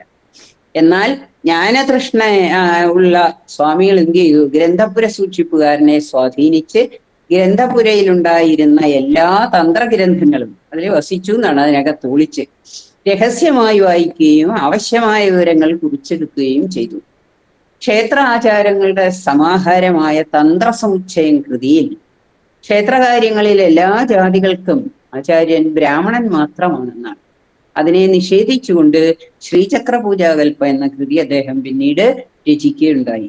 ശൂദ്രർക്കും സ്ത്രീകൾക്കും വേദം പഠിക്കാൻ അധികാരമില്ലെന്ന് സമർത്ഥിക്കുന്ന ശ്രീശങ്കരന്റെ അപശൂദ്രാധികരണ ഭാഷ്യത്തെ ചട്ടമ്പി സ്വാമികൾ ശക്തമായും യുക്തിപൂർവവും വൈദികമായ തെളിവുകൾ നിരത്തിക്കൊണ്ട് വേദാധികാര നിരൂപണം എന്ന കൃതിയിൽ ഖണ്ഡിക്കുന്നുണ്ട്. സകല വിഷയങ്ങളിലും അഭിരമിക്കാനുള്ള സ്വാമികളുടെ വാഞ്ഛയാൽ ദേശസഞ്ചാരത്തിനിടയിൽ ചരിത്രം, ഭൂമിശാസ്ത്രം, ഭാഷ, പാട്ടുകൾ, ഐതിഹ്യങ്ങൾ, നാടൻ കലകൾ, സ്ഥലനാമങ്ങൾ തുടങ്ങി എല്ലാ വിഷയങ്ങളെയും സൂക്ഷ്മമായി പഠിക്കാൻ സമയം കണ്ടെത്തിയിരുന്നു. അദ്ദേഹം തന്റെ ഗൃഹസ്ഥ ശിഷ്യരോടും സുഹൃത്തുക്കളോടും അഭ്യർത്ഥിച്ചിരുന്നത് എനിക്ക് ധാരാളം പുസ്തകങ്ങൾ എത്തിച്ചു തരിക എന്നാണ്. കൽക്കത്ത, വാരാണസി തുടങ്ങിയ സ്ഥലങ്ങളിൽ നിന്ന് ധാരാളം പുസ്തകങ്ങൾ വരുത്തി വായിച്ചിരുന്നു. കൂടാതെ പണ്ഡിതന്മാരുടെ വീടുകൾ തേടിപ്പിടിച്ച് അവിടെ നിന്നെല്ലാം നാടൻ പാട്ടുകളും ഐതിഹ്യങ്ങളും ശേഖരിച്ചു. അതിലുപരി ഭൂമിശാസ്ത്രപരമായ അറിവുകൾ തേടി കിളിമാനൂർ, ആറ്റിങ്ങൽ, നെടുമങ്ങാട്, ഞാറമൂട് തുടങ്ങിയ പ്രദേശങ്ങളിൽ ധാരാളം സഞ്ചരിച്ചിട്ടുണ്ട്. പ്രസിദ്ധ കഥകളി നടനായ ദമയന്തി നാരായണ പിള്ളയുമൊത്ത് സ്വാമികൾ പല ദിക്കുകളിലും സഞ്ചരിച്ചിട്ടുള്ളതായി സൂചിപ്പിക്കുന്നു. തിരുവിതാംകൂറിലെ ഉന്നത സാംസ്കാരിക കേന്ദ്രമായ കിളിമാനൂരിൽ അമ്പുങ്കൽ കേശവനാശാൻ എന്ന പണ്ഡിതനിൽ നിന്നുമാണ് അദ്ദേഹം മന്ത്രവാദം, ജ്യോത്സ്യം, വൈദ്യം തുടങ്ങിയ വിഷയങ്ങളിൽ കൂടുതൽ അറിവുകൾ നേടിയത്. ഗുരുവും സ്വാമികളും, ശ്രീനാരായണ ഗുരുവും സ്വാമികളും, അപ്പൊ ഈ ചട്ടമ്പി സ്വാമികൾ ഇങ്ങനെ സഞ്ചാരമാണല്ലോ. അപ്പൊ ആ സഞ്ചാരത്തിനിടയിൽ വാമനപുരത്ത് താമസിക്കുന്ന സമയത്താണ് ചെമ്പഴന്തിക്കടുത്തുള്ള അണിയൂർ ക്ഷേത്രത്തിൽ വെച്ച് ശ്രീനാരായണ ഗുരുവിനെ പരിചയപ്പെടുന്നത്. പക്ഷെ അതിലൊരു പാഠഭേദം പോലെ എനിക്ക് തോന്നുന്നു സച്ചിദാനന്ദ സ്വാമികളുടെ ഒരു പുസ്തകത്തിലെ, അതല്ല വേറൊരു സ്ഥലമാണ് പരാമർശിക്കുന്നത്, ഇപ്പൊ ഞാനത് ഓർക്കുന്നില്ല. ചട്ടമ്പി സ്വാമികളുടെയും ശ്രീനാരായണ ഗുരുവിന്റെയും പ്രഥമ സമാഗമം 1883 ആണ്ടിൽ ചെമ്പഴന്തിക്കടുത്തുള്ള അണിയൂർ ക്ഷേത്രത്തിൽ വെച്ചായിരുന്നു. പക്ഷെ ഇതാണ് ഞാൻ പല പുസ്തകങ്ങളിലും കണ്ടിട്ടുള്ളത്. വാമനപുരത്ത് താമസിച്ചിരുന്ന സ്വാമികളുടെ ക്ഷണം സ്വീകരിച്ച് ഗുരു വാമനപുരത്തെത്തുകയും ക്രമത്തിൽ ഇരുവരും ചങ്ങാതികളാവുകയും പരസ്പരം മഹത്വം ഉൾക്കൊള്ളുന്നവരും ഒരന്യോന്യം മഹത്വം ഉൾക്കൊള്ളുന്നവരും യോഗ വേദാന്ത ദർശനങ്ങളെ സംബന്ധിച്ച അറിവുകൾ കൈമാറുകയും ചെയ്തു പോന്നു. വാമനപുരത്ത് ആരംഭിച്ച ഇരുവരുടെയും യോഗ വേദാന്താദി നാനാ വിഷയങ്ങളെ സംബന്ധിച്ച ആശയ സംവാദം തുടർന്നുകൊണ്ടേയിരുന്നു. യോഗ വിഷയത്തിൽ അറിവ് നേടുന്നതിന് നാരായണ ഗുരു ചട്ടമ്പി സ്വാമികളോടൊത്ത് കഴിഞ്ഞിട്ടുണ്ടെന്ന് ദേവാർച്ചാ പദ്ധതി എന്ന ഗ്രന്ഥത്തിന്റെ അവതാരികയിൽ ചട്ടമ്പി സ്വാമികൾ തന്നെ രേഖപ്പെടുത്തിയിട്ടുണ്ടെന്ന് ഒരു ജീവചരിത്ര കൃതിയിൽ ഞാൻ രേഖപ്പെടുത്തിയിരിക്കുന്നത് കണ്ടു. ആണ് ഇവിടെ പറഞ്ഞത്. എന്നാൽ ഇരുവരും തൈക്കാട്ടയ്യാവിന്റെ ശിക്ഷണത്തിലാണ് യോഗ വിഷയത്തിൽ ചിട്ടയായ പഠനവും പരിശീലനവും നേടിയത്.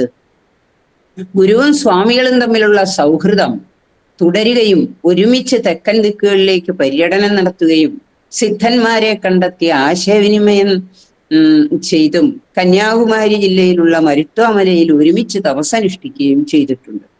അതിനുശേഷം ഇരുവരും ബാഹ്യവും ആഭ്യന്തരവുമായി പരിപൂതി നേടിക്കൊണ്ട് മടങ്ങുക വഴി നെയ്യാറിന്റെ സമീപത്തുള്ള പ്രകൃതിരമണീയമായ അരുവിപ്പുറത്ത് എത്തുകയും കുറെ നാൾ അവിടെ വസിക്കുകയും ചെയ്തു ഇരുവരും. ശ്രീനാരായണ ഗുരു ആ സ്ഥലവുമായി ബന്ധം സ്ഥാപിച്ചു. കറണ്ട് പോയി.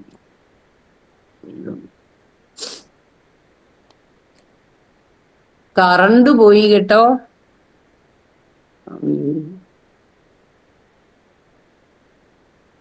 കേൾക്കാമോ? എന്തോ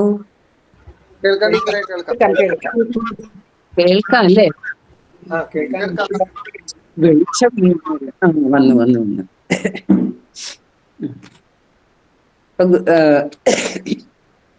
അതിനുശേഷം ഇരുവരും ബാഹ്യവും ആഭ്യന്തരവുമായി പരിപൂതി നേടിക്കൊണ്ട് മടങ്ങുക വഴി നെയ്യാറിന്റെ സമീപത്തുള്ള പ്രകൃതിരമണീയമായ അരുവിപ്പുറം സ്ഥലത്തെത്തുകയും കുറെ നാൾ അവിടെ വസിക്കുകയും ചെയ്തു. ശ്രീനാരായണ ഗുരു ആ സ്ഥലവുമായി ആത്മബന്ധം സ്ഥാപിച്ചു കഴിഞ്ഞിരുന്നു. ആ സ്ഥലത്തിന്റെ പ്രാധാന്യവും കാര്യങ്ങളും ഒക്കെ നമുക്ക് എല്ലാവർക്കും അറിയാം. ഒരിടത്തും സ്ഥിരതാമസമാക്കാത്ത സ്വാമികൾ തിരുവനന്തപുരത്തും നെടുമങ്ങാട്ടുമൊക്കെയായി സഞ്ചരിച്ചുകൊണ്ടിരുന്നു. അപ്പൊ ഈ ഗുരുവിന്റെ അടുത്ത പല ജീവകൃതികളിലും ഗുരുവിനെ പ്രഥമ ശിഷ്യനായി, ചട്ടമ്പി സ്വാമികളുടെ പ്രഥമ ശിഷ്യനായി അവതരിപ്പിക്കുന്നുണ്ട്. അത് ഒരുപക്ഷെ ഷഷ്ടിബ്ദപൂർത്തി സ്മാരക ഗ്രന്ഥം ഇറങ്ങിയതിന് ശേഷമാണെന്നൊക്കെ പറഞ്ഞ് നമുക്കതിനൊരു തർക്കത്തിന്റെ അവകാശത്തിന് കാര്യമില്ല, തർക്കിക്കേണ്ട കാര്യമില്ല എന്നാണ് എൻ്റെ മതം. കാരണം രണ്ട് ആത്മീയാചാര്യന്മാർ അവരുടെ പ്രവർത്തികൾ, ചിന്തയും പ്രവൃത്തിയും ലക്ഷ്യവും ഒന്ന് തന്നെയായിരുന്നു ഇരുവരുടെയും.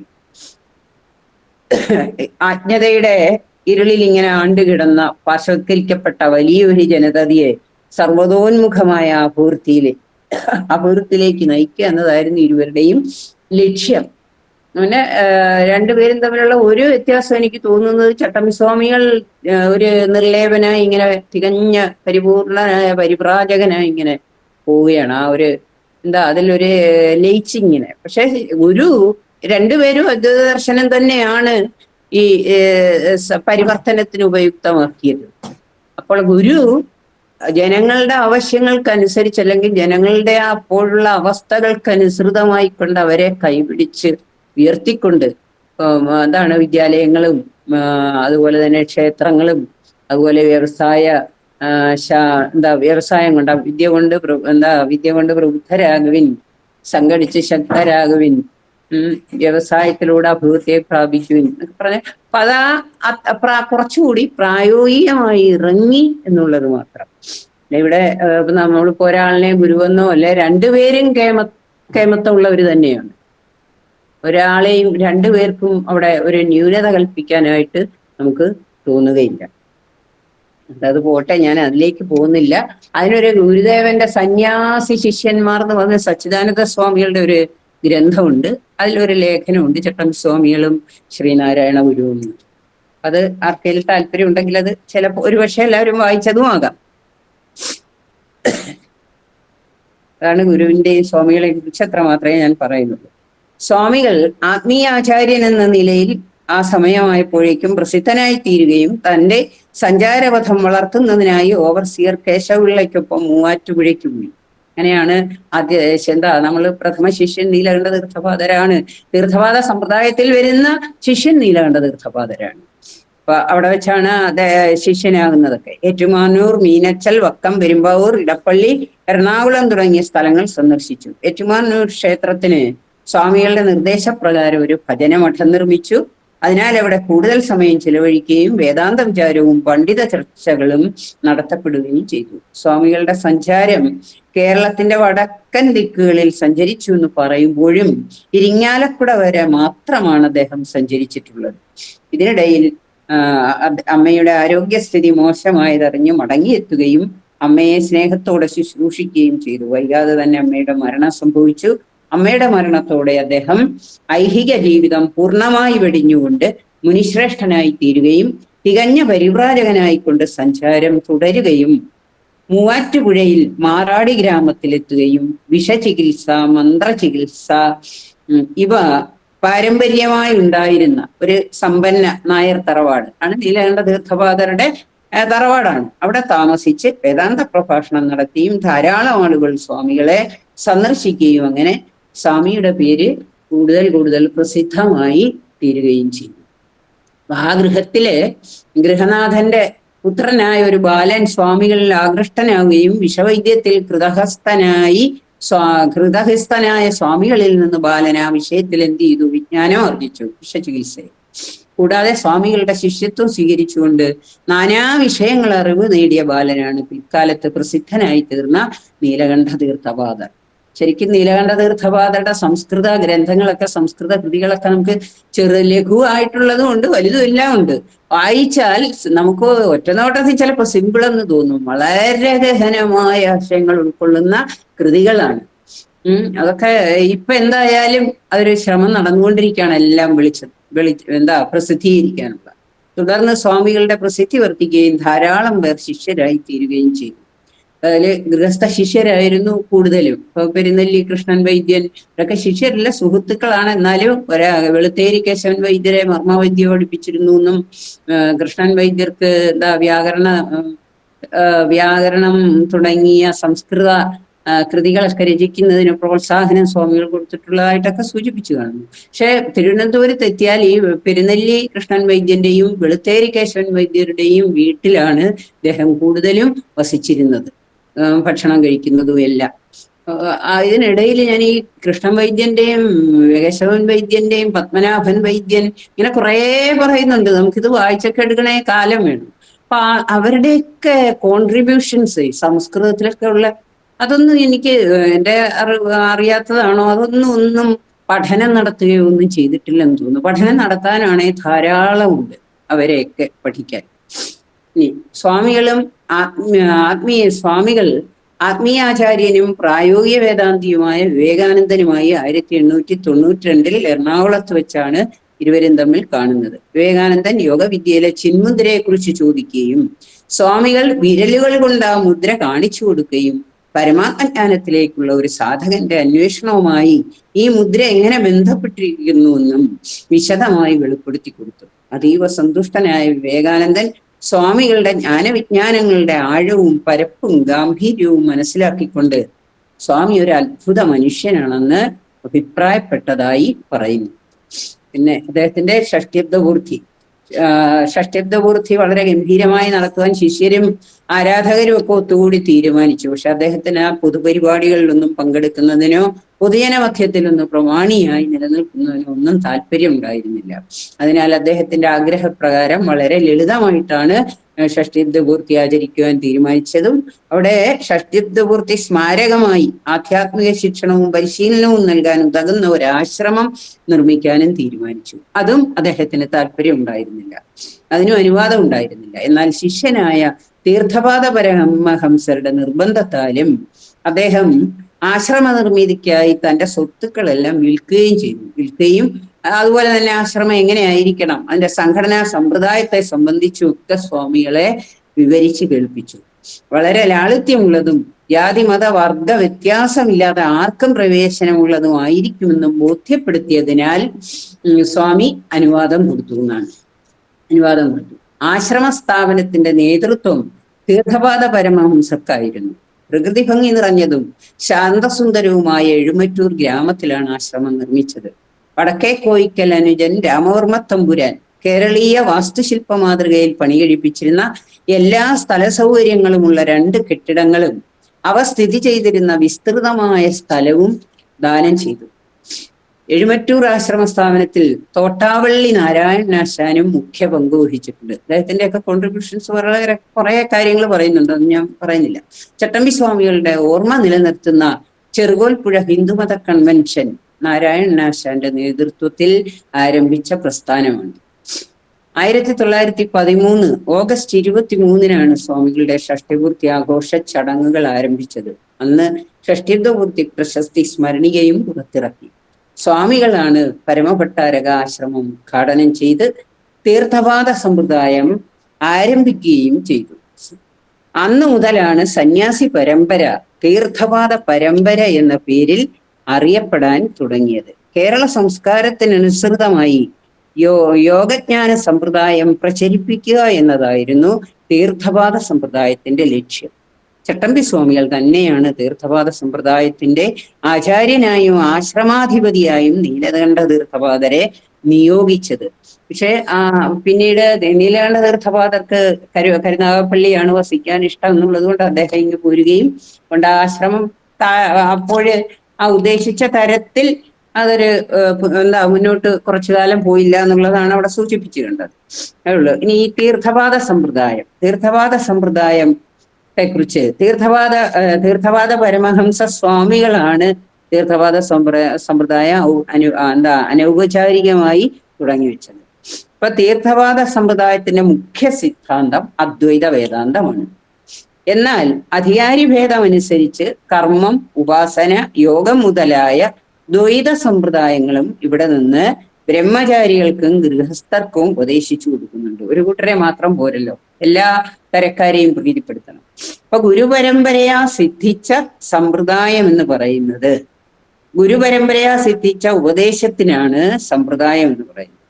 ഇപ്പൊ ശ്രീ ചട്ടമ്പി സ്വാമികളിൽ നിന്ന് സിദ്ധിച്ചിട്ടുള്ളതും ശിഷ്യരായ ശ്രീ നീലകണ്ഠ തീർത്ഥപാദ സ്വാമികൾ, തീർത്ഥപാദ പരമഹംസ സ്വാമികൾ എന്നിവർ ആശ്രമത്തെ കേന്ദ്രമാക്കി പ്രചരിപ്പിച്ചിട്ടുള്ളതുമായ ആധ്യാത്മിക ഉപദേശങ്ങളാണ് തീർത്ഥപാദ സമ്പ്രദായത്തിന്റെ കാതൽ. മനുഷ്യനെ ആത്മാവിൽ ഉയർത്തി നിർത്തുക എന്നതാണ് തീർത്ഥപാദ പരമ്പരയുടെ മുദ്രാവാക്യം.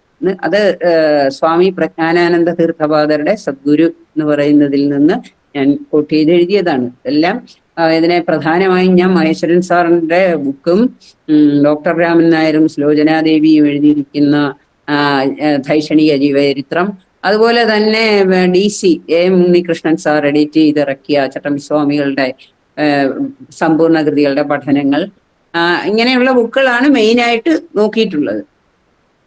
അപ്പൊ ഉപനിഷദ് വാക്യങ്ങൾ, അതിനെ മറ്റൊരു തരത്തിൽ അല്പം കൂടി വിശദീകരിച്ച് പറഞ്ഞാൽ, ഉപനിഷദ് വാക്യങ്ങൾ അനുശാസിക്കുന്നതും ശങ്കരാചാര്യർ ഭാഷ്യങ്ങളിൽ കൂടി സ്ഫുടമായി പ്രകാശിപ്പിച്ചിട്ടുള്ളതുമായ അദ്വൈത സിദ്ധാന്തത്തെയും ശൈവാചാര്യന്മാരായ തിരുമൂലർ, അപ്പർ, തിരുജ്ഞാന സംബന്ധർ, മാണിക്യവാചകർ, സുന്ദരമൂർത്തി തുടങ്ങിയവരാൽ പ്രചരിപ്പിച്ചിട്ടുള്ള ശൈവ സിദ്ധാന്തത്തെയും, അപ്പൊ അദ്വൈത സിദ്ധാന്തത്തെയും ശൈവ സിദ്ധാന്തത്തെയും കൂട്ടിയിണക്കിക്കൊണ്ട് സംയോജിപ്പിച്ചുകൊണ്ട് ചട്ടമ്പി സ്വാമികളാൽ കേരളത്തിൽ നടപ്പിലാക്കിയ സമ്പ്രദായമാണ് തീർത്ഥപാദ സമ്പ്രദായം. സിദ്ധാന്തപക്ഷത്ത് അദ്വൈത വേദാന്തത്തെയും ഉപാസന, യോഗം മുതലായവയിൽ ശൈവ സമ്പ്രദായത്തെയുമാണ് മുഖ്യമായും സ്വീകരിച്ചിട്ടുള്ളത്. ശൈവ സിദ്ധാന്ത പ്രകാരം ചര്യ, ക്രിയ, യോഗം, ജ്ഞാനം തുടങ്ങിയ വഴികളിലൂടെയാണ് ജീവൻ പരമപദത്തെ പ്രാപിക്കുന്നത്. ചര്യാദികളിലൂടെ ചിത്തശുദ്ധി നേടുന്ന സാധകൻ ആചാര്യനിൽ നിന്ന് ജ്ഞാനസാധനമായ മഹാവാക്യ ശ്രവണത്തിന് അധികാരിയാകുകയും അങ്ങനെയുള്ള ശിഷ്യന് ഗുരുദീക്ഷാപൂർവമുള്ള മഹാവാക്യോപദേശം നൽകുന്നു.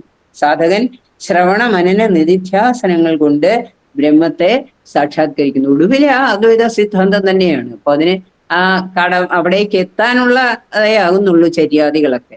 ഇപ്പൊ തീർത്ഥപാദ സമ്പ്രദായത്തിലെ തീർത്ഥശബ്ദം ശങ്കര സമ്പ്രദായത്തെയും പാദശബ്ദം ശൈവ സിദ്ധാന്തത്തെയും സൂചിപ്പിക്കുന്നു. തത് ത്വമസി എന്നീ തീർത്ഥങ്ങളുടെ സംഗമസ്ഥാനത്തിൽ തത്വാർത്ഥഭാവത്തോടെ സ്നാനം ചെയ്ത സന്യാസിയാണ് തീർത്ഥൻ എന്ന് മഠാമ്നായം അനുശാസിക്കുന്നു.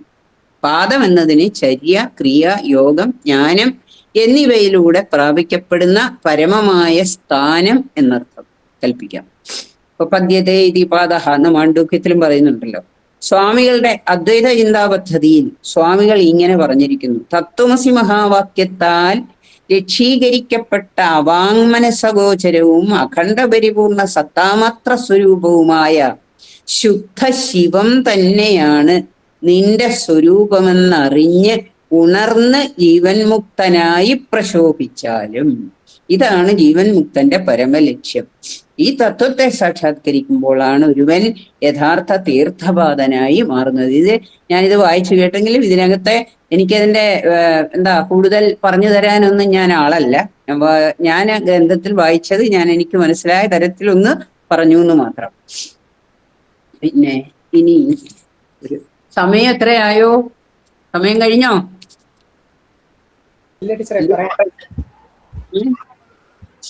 അവസാനം ഇനി സമാധി സമാധിയുടെ പറഞ്ഞിട്ട്. അപ്പൊ സ്വാമിയുടെ ചുറ്റിത്തിരയലിന്റെ അവസാന ഘട്ടത്തിൽ എവിടെയെങ്കിലും ശാന്തമായും സ്വൈരമായും ഇരുന്ന് താൻ എഴുതി പൂർത്തിയാക്കാതിരുന്ന കൃതികൾ സമ്പൂർണമാക്കണമെന്ന് സ്വാമി ആഗ്രഹിച്ചെങ്കിലും അങ്ങനെ ഒരിടം കണ്ടെത്താനോ ആ സമയത്തെ സ്വാമിയുടെ മനോഗതം മനസ്സിലാക്കാനോ ആർക്കും കഴിഞ്ഞില്ല. കൃതികളെല്ലാം എഴുതി പൂർത്തിയാക്കുന്നതിന് ആവശ്യമായ രേഖകളുടെ ലഭ്യതയെ പറ്റിയുള്ള അറിവ് പോലും അദ്ദേഹത്തെ ചുറ്റിപ്പറ്റി നിന്നിരുന്ന മിക്കവർക്കും ഉണ്ടായിരുന്നില്ല. ആയതിനാൽ അവയൊന്നും ശേഖരിച്ച് സ്വാമിക്ക് എത്തിക്കാൻ കഴിഞ്ഞിരുന്നില്ല. അദ്ദേഹം എഴുതാൻ ആഗ്രഹിച്ചിരുന്നതെല്ലാം കുട്ടികളുടെ പഴയ നോട്ട് ബുക്കുകളിലെ ഉപയോഗിക്കാത്ത കടലാസു തുണ്ടുകളിലാണ് കുറിച്ചിട്ടിരുന്നത്. കുട്ടികൾ എഴുതി വലിച്ചെറിഞ്ഞ പെൻസിൽ കഷണങ്ങളാണ് എഴുതാനായി സ്വാമി ഉപയോഗിച്ചിരുന്നത്. എഴുതിക്കഴിഞ്ഞ തുണ്ടുകടലാസുകൾ തനിക്ക് അടുത്തുള്ളത് ആരുടെയെങ്കിലും പക്കൽ ഇട്ടിട്ട് ആ തുണ്ടുകടലാസുകളിലാണ് എഴുതുന്നത്. അപ്പോൾ തന്റെ സമീപത്ത് ആരിയ്ക്കുന്നോ അവരുടെ ഏൽപ്പിച്ചിട്ട് പോകും, അവരുടെ അടുത്തിട്ടിട്ട് പോകും.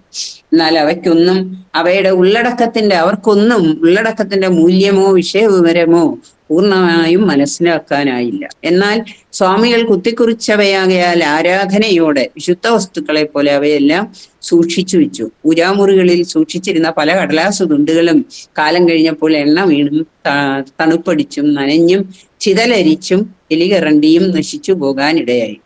ശേഷിച്ചവ പ്രസിദ്ധീകരിക്കപ്പെടാതെ ഇരുന്ന് കാലപ്പഴക്കത്താൽ നിറം മങ്ങിയും അക്ഷരങ്ങൾ തിരിച്ചറിയാൻ പറ്റാത്ത അവസ്ഥയിലുമായി. അങ്ങനെ വിലപ്പെട്ട പല അറിവുകളും നഷ്ടപ്പെട്ടു എന്നാണ്. സ്വാമി തന്റെ ജീവിത സായാഹ്നത്തിൽ വിശ്രമിച്ചിരുന്ന സ്ഥലങ്ങളിൽ ഒന്ന് ഇരിങ്ങാലക്കുടയിലെ തച്ചുടയ കൈമളിന്റെ ഭവനമായിരുന്നു. ആ തച്ചുടയ കൈമളും കുമ്പളത്ത് ശങ്കുപിള്ളയ്ക്കാണ് അദ്ദേഹത്തിന്റെ ഏറ്റവും പ്രിയ ഗൃഹസ്ഥ ശിഷ്യരെന്നാണ് എനിക്ക് വായിച്ചതിൽ നിന്ന് മനസ്സിലായത്. തച്ചുടയ കൈമളും നീലകണ്ഠ തീർത്ഥപാദ സ്വാമികളും ശ്രീ തീർത്ഥപാദ പരമഹംസ സ്വാമികളും ചേർന്നാണ് സദ്ഗുരു മാസികയൊക്കെ തുടങ്ങുന്നത്. അതിലേക്കൊന്നും ഞാൻ പോകുന്നില്ല. അങ്ങനെ അതിലേക്കൊക്കെ ഒരുപാട് പിന്നെ കൃതികളെ കുറിച്ച് ഞാൻ പറഞ്ഞല്ലോ. എഴുതുന്ന രീതി, അദ്ദേഹത്തിന് രചനാരീതി, അങ്ങനെ ഒരു പ്രത്യേക രചനാരീതി അദ്ദേഹത്തിന് ഉണ്ടായിരുന്നില്ല. സഞ്ചാരത്തിനിടയിൽ താമസിക്കുന്ന ഭവനങ്ങളിലും ദേശങ്ങളിലും വെച്ച് നേരത്തെ പറഞ്ഞതാണ്, അതിന് വീണ്ടും റിപ്പീറ്റ് ചെയ്യണ്ട.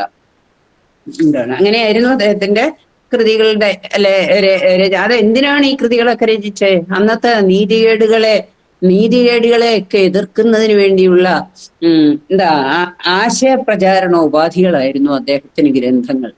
അദ്ദേഹം ഇതൊക്കെ നാളെ കാലത്ത് എന്റെ പേരിൽ വന്ന് എനിക്ക് ഖ്യാതി കിട്ടും അല്ലെങ്കിൽ പ്രശസ്തി ഉണ്ടാകും എന്നൊരർത്ഥത്തിലൊന്നും ആയിരുന്നില്ല.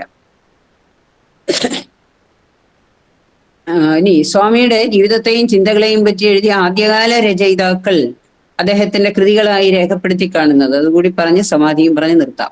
അദ്വൈത ചിന്താപദ്ധതി, അദ്വൈത പഞ്ചരം, ബ്രഹ്മതത്വ നിർഭാസം, ചിതാകാശലയം, ക്രിസ്തുമത നിരൂപണം, ജീവകാരുണ്യ നിരൂപണം, മനോനാശം, മോക്ഷപ്രദീപ ഖണ്ഡനം. മനോനാശം പക്ഷേ എനിക്ക് തോന്നുന്നു അദ്വൈത ചിന്താപദ്ധതി എന്ന കൃതി ആദ്യം ഇറങ്ങിയതിൽ ആദ്യത്തെ എഡിഷനിൽ ഇല്ല, അതുകൂടി ചേർന്നാണെന്ന് തോന്നുന്നു. പിന്നീട് അത് രണ്ടാമത്തെ എഡിഷനിൽ വേറൊരു കൃതിയായിട്ട്, പക്ഷെ നമുക്കത് വായിക്കുമ്പോൾ ഏകദേശം ഒരേ ഇത് പലപ്പോഴും എഴുതിയിടുന്നതല്ലേ സ്വാമികൾ. ഇപ്പൊ മോക്ഷപ്രദീപ ഖണ്ഡനം, നിജാനന്ദ വിലാസം, ഒഴിവിലൊടുക്കം. ഈ നിജാനന്ദ വിലാസത്തിലും നമുക്ക് ഈ തീർത്ഥപാദ സമ്പ്രദായം രണ്ടും കൂടി അദ്വൈത സിദ്ധാന്തത്തിന്റെയും ശൈവ സിദ്ധാന്തത്തിന്റെയും ഒരു സമന്വയം അതിൽ കാണാം. പക്ഷെ അന്നൊക്കെ ഞാൻ ഒരു ക്ലാസ് എടുത്തപ്പോൾ ആരൊക്കെ ചോദിച്ചപ്പോ എനിക്കത് ഒന്നും അറിയില്ല, അന്ന് എനിക്ക് മനസ്സിലായിട്ടില്ല. പലതവണ വായിച്ചിട്ട് ഇപ്പം പിന്നെയും നമ്മളിങ്ങനെ സൂക്ഷ്മമായി ചിന്തിക്കുമ്പോൾ ശരിയാണ് അതില്. പക്ഷെ എന്നാലും ശിവ അദ്വൈതം എന്ന് പറയുമ്പോൾ അവിടെ ദ്വൈതം ആവില്ലേ എന്നാ എന്റെ സംശയം. ശാന്തം ശിവ അദ്വൈതം എന്നല്ലേ? ശാന്തവും ശിവവും ആയത് അദ്വൈതം. അപ്പൊ ശിവാദ്വൈതം എന്ന് പറയണോ? അപ്പൊ അവിടെ ഒരു സംശയം എപ്പോഴും നിലനിൽക്കുന്നുണ്ട്. അതൊക്കെ നിങ്ങൾ ആലോചിക്കാം. ഒഴിവിലൊടുക്കം, പരമശിവസ്തവം, രത്നഹാരാവലി, പുനർജന്മ നിരൂപണം, സർവമത സാമരസ്യം, ശ്രീചക്രപൂജാകൽപ്പം, തർക്കരഹസ്യരത്നം, വേദാധികാര നിരൂപണം, ആദിഭാഷ, ദേശനാമങ്ങൾ, പ്രാചീന മലയാളം, തമിഴകം, പരമഭട്ടാര ദർശനം, ഭൂഗോളശാസ്ത്രം, വേദാന്തസാരം, ഷൺമത നിരൂപണം, പ്രണവവും സാഖ്യദർശനവും ഇവയാണ്. കൂടാതെ എടുത്തു പറയണ്ടേ, ഇതെല്ലാം ഗദ്യാത്മകമായ കൃതികളാണല്ലോ. പക്ഷെ എത്ര മനോഹരവും ലളിതവുമായ പിള്ളത്താലോലിപ്പ് എന്ന് പറഞ്ഞു ഒരു കൃതിയുണ്ട് അദ്ദേഹത്തിന്റെ. പിള്ളത്താലോലിപ്പ് വളരെ സിമ്പിള്. ഓമന തിങ്കൾ കിടാവേ പോലെ ആ താരാട്ടുപാട്ട് പോലെ എഴുതിയിരിക്കുന്നതാണ്. മുഴുവൻ അദ്വൈതമാണ്. അദ്വൈതത്തിന്റെ സത്ത് മുഴുവൻ കുഞ്ഞു കുട്ടികൾക്ക് വേണ്ടി എഴുതിയിട്ടുള്ളത്. അത് വായിക്കണം കേട്ടോ. ഇതൊക്കെയാണ്. ഇനി ഞാൻ അന്ന് സമാധിയിലേക്കൂടെ പോകട്ടെ. സമാധിയുടെ ദർശനം പറഞ്ഞില്ല അല്ലെ?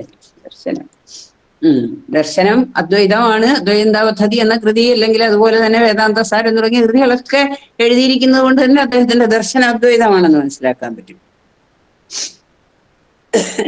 ഇപ്പൊ വേദാധികാര നിരൂപണം എന്നുള്ള കൃതിയൊക്കെ എഴുതി അപശൂദ്രാധികാരണത്തെ ഖണ്ഡനം ചെയ്തുകൊണ്ടാണ്.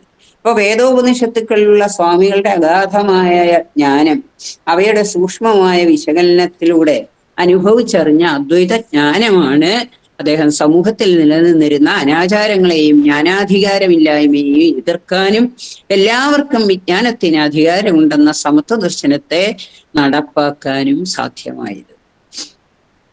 വേദാധികാര നിരൂപണം എന്ന കൃതിയിലൂടെ. ഇനി ജിജ്ഞാസുക്കളായ സാധാരണക്കാരായ ജനങ്ങളിൽ അദ്വൈത ജ്ഞാന പരിമളം പ്രസരിപ്പിക്കുന്നതിനായി ദക്ഷിണേന്ത്യയിൽ എനിക്ക് തോന്നുന്നു മലയാളത്തിൽ ആദ്യമായ ഒരു കൃതി ഉണ്ടായതാണ് അദ്വൈത പദ്ധതി. അത്തരത്തിൽ വേദാസാരം പോലെയുള്ള കൃതികളുണ്ടെങ്കിലും കുറെ കൂടി ഈ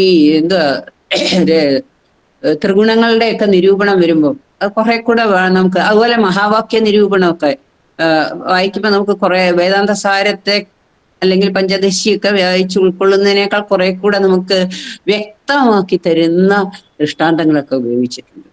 അപ്പൊ അദ്വൈത ജ്ഞാനപരിമളം പ്രസരിപ്പിക്കുന്നതിനായി അതുവഴി മോക്ഷപ്രാപ്തിക്കായി ഉപനിഷത് സാരത്തെ മലയാള ഭാഷയിലേക്ക് വിവർത്തനം ചെയ്തുകൊണ്ട് അദ്വൈത ചിന്താപദ്ധതി, നിജാനന്ദ വിലാസം, വേദാന്ത സാരം, ഇതെല്ലാം അദ്വൈത തത്വത്തെയാണ്. ദർശനം, ജീവകാരുണ്യ നിരൂപണം തുടങ്ങിയ കൃതികൾ രചിച്ചുകൊണ്ടും ജനങ്ങളുമായി നിരന്തരം സംവദിച്ചും സ്വാമികൾ ജ്ഞാനമേഖലയിൽ വ്യാപകമായ പരിവർത്തനം ഉണ്ടാക്കി. ചട്ടമ്പിസ്വാമികളുടെ ജീവിതം തന്നെ ദ്വൈതാനുഭൂതിയിൽ അധിഷ്ഠിതമായിരുന്നു. സർവചരാചരങ്ങളിലും വർത്തിക്കുന്ന ചൈതന്യം ഏകമായ ബ്രഹ്മമാണെന്ന ജ്ഞാനാവബോധമാണ് സ്വാമികളെ ജീവകാരുണ്യ സ്വരൂപനും അഹിംസാ സ്വരൂപനുമാക്കിയത്. അദ്വൈത തത്വജ്ഞാനത്തിന്റെ അടിത്തറയിലാണ് സ്വാമികൾ തന്റെ നവോത്ഥാന പ്രവർത്തനങ്ങൾ, സാമൂഹിക പരിഷ്കരണ പ്രവർത്തനങ്ങൾ നടത്തിയിട്ടുള്ളത്. അദ്ദേഹത്തിന്റെ വെളുത്തേരി കൃഷ്ണൻ വൈദ്യൻ സ്വാമികളെ ഇങ്ങനെ വിശേഷിപ്പിച്ചിരിക്കുന്നു: അദ്വൈതാനന്ദ പീയൂഷ ലഹരിമഗ്ന മാനസം ഭാവയേ ഭാവനാദൂരം ശ്രീ ഗുരുശുശ്രുതാമന എന്ന്. അതൊന്നും വേണ്ട ഇനി ബാക്കി. പിന്നെ തീർത്ഥവാദ സമ്പ്രദായം, ദർശനം പറയുമ്പോൾ ആ തീർത്ഥവാദ സമ്പ്രദായം അതിനോട് ചേർന്ന് വരും. തീർത്ഥവാദ സമ്പ്രദായം എന്താണെന്ന് ഞാൻ പറഞ്ഞു. ഇനി അതിനെക്കുറിച്ച് പറയേണ്ടതില്ലല്ലോ. സമാധി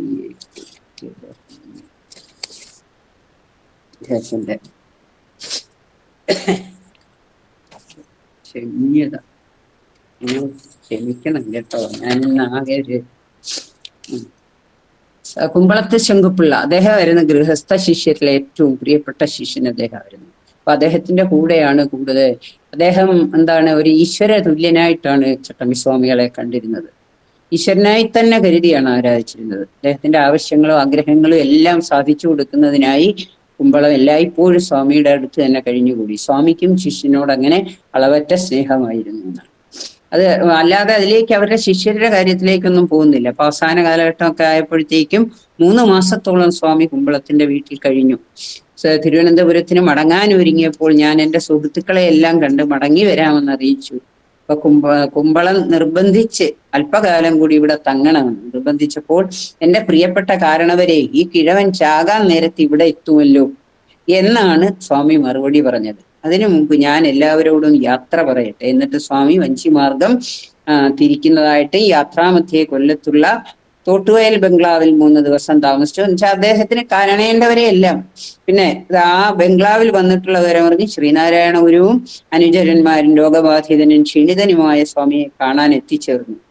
അന്ന് നായർ ഭവനങ്ങളിൽ ഈഴവരെ കയറാൻ അനുവദിച്ചിരുന്നില്ല. അതുകൊണ്ട് ഗുരുവിനെ മാത്രമേ സ്വാമിയുടെ അടുത്തേക്ക് പ്രവേശിപ്പിച്ചുള്ളൂ. ഗുരുവും സംഘവും. ഗുരു എന്നതറിഞ്ഞ് അവരെ തന്റെ മുറിയിൽ എത്തിക്കണമെന്ന് സ്വാമി അറിയിച്ചു. അപ്പൊ സ്വാമി പറഞ്ഞു അവരെ എത്തിക്കാൻ. എന്നാൽ ഗുരു മാത്രമേ അകത്തു പോയിട്ടുള്ളൂ. ഗുരുവിനെ കാണാനായത് സ്വാമിയെ ഏറെ സന്തുഷ്ടനാക്കി എന്ന് പറയുമ്പോൾ അവിടെ ആ ഉറ്റ ചങ്ങാതിയും ഗുരുതുല്യനുമായ സ്വാമിയെ പ്രണമിച്ചുകൊണ്ട് ആരോഗ്യസ്ഥിതിയെക്കുറിച്ച് അന്വേഷിക്കുകയും പിന്നീട് എന്താണ് മകരധ്വജം കൊടുത്തു വിടാന്നൊക്കെ പറയും. അപ്പം ചട്ടമ്പിസ്വാമികൾ പറയും മകരധ്വജം കൊടുത്തു വിട്ടോളൂ, പക്ഷെ അതിന്റെ ഒന്നും ആവശ്യം വരില്ല എന്നുള്ളതാ. കാരണം അദ്ദേഹത്തിന് മുൻകൂട്ടി അദ്ദേഹത്തിന്റെ സമാധി എപ്പോഴാണ് എന്നുള്ളത് മനസ്സിലായി. ഇപ്പം ഗുരു ആണെങ്കിൽ പോയിട്ട് എന്താണ് ഗുരുവിനെ പക്ഷെ ഇനിയും വരേണ്ടി വരും എന്നുകൂടെ പറഞ്ഞു വിട്ടു. ഗുരു പോയി മകരധ്വജം കൊടുത്തു വിടാന്ന് പറയുമ്പോൾ പറയും പൊയ്ക്കോളൂ ഇനിയും വരേണ്ടി വരും എന്ന്. അപ്പൊ ഗുരു പോയിട്ട് മകരധ്വജൻ സ്വാമിക്ക് കൊടുത്തയച്ചു. അത് കിട്ടിയപ്പോൾ സ്വാമി ചിരിച്ചുകൊണ്ട് പറഞ്ഞു, നിഷ്കളങ്കനായ നാണുവിന് എന്നോടുള്ള സ്നേഹ കൂടുതൽ കൊണ്ട് കാര്യങ്ങൾ മനസ്സിലാക്കാനായില്ലല്ലോ. കൂട് തകർത്ത് സ്വതന്ത്രനാകാൻ പോകുന്ന പക്ഷിക്ക് ഇതിന്റെയൊക്കെ എന്താവശ്യം. ഏതാനും ദിവസങ്ങൾക്ക് ശേഷം സ്വാമി പന്മനയിലെത്തി. അപ്പൊ ഈ പന്മന സമാധി സ്ഥലമൊക്കെ അദ്ദേഹം നേരത്തെ പോയി കാണുകയും എന്താണ് ഇവിടെ മതി എന്നൊക്കെ പറയുന്നുണ്ട് കുമ്പളത്തെ ശങ്കുപിള്ളയുടെ അടുത്ത്. അതുമായി ബന്ധപ്പെട്ട് എന്തോ ആദ്യം ഒരു ഈ സ്ഥലം എന്തോ കേസും ഒക്കെ ആയിട്ടാണ് ഇത് കിട്ടുന്നതെന്ന് തോന്നുന്നു. അദ്ദേഹത്തെ സന്ദർശിക്കാൻ ധാരാളം ആളുകൾ വരികയും അവരോടെല്ലാം താല്പര്യത്തോടെ ആശയവിനിമയത്തിൽ ഏർപ്പെടുകയും ചെയ്തു. സ്വാമികൾ പ്രവചിച്ചതനുസരിച്ചുള്ള ദിവസം തന്നെ 1924 മെയ് 5 വൈകുന്നേരം 3:30 4 മണി എന്നാണ് രാമൻ നായർ സാറിന്റെ ബുക്കിൽ കണ്ടത്. മറ്റേ വേറൊരു ബുക്കിൽ ഞാൻ 3:30 കണ്ട്, മേടം 23 സ്വാമി സമാധിയാകുന്നത്. പരസഹായത്തോടെ കട്ടിലിൽ പത്മാസനത്തിലിരുന്ന സ്വാമി അരമണിക്കൂർ വടക്ക് ദിക്കിലേക്ക് ദൃഷ്ടി ഉറപ്പിച്ചു. സ്വാമികൾ അവസാനമായി പറഞ്ഞു, എല്ലാം ശരിയായി. തുടർന്ന് കണ്ണുകൾ മെല്ലെ അടഞ്ഞു. പകൽ വെളിച്ചത്തിൽ ജനമധ്യത്തിൽ വെച്ചായിരുന്നു സ്വാമികൾ മഹാസമാധിയിൽ പ്രവേശിച്ചത്. ഏതായാലും നിങ്ങളെ ഞാൻ ഇത്രയും നേരം കഥ പറഞ്ഞിരിപ്പിച്ചു. ഇതിന്റെ ഒരു കൺക്ലൂഷൻ എന്ന് പറയുമ്പോൾ ഞാൻ ആദ്യം പറഞ്ഞതാണ്, സ്വാമിയുടെ ആണേലും ഗുരുവിന്റെ ആണേലും ഈ ദർശനവും അവരുടെ പ്രാർത്ഥനാ പഥവും അവരുടെ സംഭാവനകളും എല്ലാം ഇപ്പം നമ്മൾ വർത്തമാനകാലത്തിൽ അറിയുന്നു. നാളെ കാലത്ത് വരും തലമുറയും ഇത് അറിയണം എന്ന് പറഞ്ഞാൽ നിഷാദ് സ്വാഗത പ്രസംഗത്തിൽ പറഞ്ഞല്ലോ, സാക്ഷാത്കാരമല്ല ഇപ്പം വേദാന്തം സാക്ഷാത്കാരം പറയുന്നു. സാക്ഷാത്കാരം എന്ന് പറഞ്ഞാൽ ഓരോ വ്യക്തികളെ നന്മയുള്ള മനുഷ്യരെ നിർമ്മിക്കുക, വ്യക്തിത്വങ്ങളെ വാർത്തെടുക്കുക. അപ്പൊ അങ്ങനെയുള്ള നന്മയുള്ള വ്യക്തിത്വങ്ങളെ വാർത്തെടുക്കണമെങ്കിൽ ഈ കൂടൽമാണിക്യം പോലെയുള്ള ക്ഷേത്രങ്ങളിൽ ഇപ്പോഴും നിൽക്കുന്ന ആചാരമെന്ന് പറയുന്ന അനാചാരത്തെ ഇനിയും നമുക്ക് അത് കാണാനും കേൾക്കാനും ഇടവരാത്ത രീതിയിൽ സമൂഹത്തെ മാറ്റിയെടുക്കാനും കഴിയണമെങ്കിൽ നാം ഇത് വരും തലമുറകൾക്ക് എല്ലാ കാലത്തും ഈ ദർശനങ്ങൾക്ക് പ്രസക്തിയുണ്ട് എന്ന് പറഞ്ഞുകൊണ്ട് ഞാൻ എൻ്റെ ഈ പ്രഭാഷണം അവസാനിപ്പിക്കുകയാണ്. എന്നെ ഇത്രയും നേരം ക്ഷമിച്ച നിങ്ങൾക്കെല്ലാം ഞാൻ നന്ദി പറഞ്ഞുകൊള്ളുന്നു. ദൈവം സഹായിച്ച് എന്തായാലും ഞാൻ ഇതിനിടയിൽ ചുമച്ചില്ല കേട്ടോ.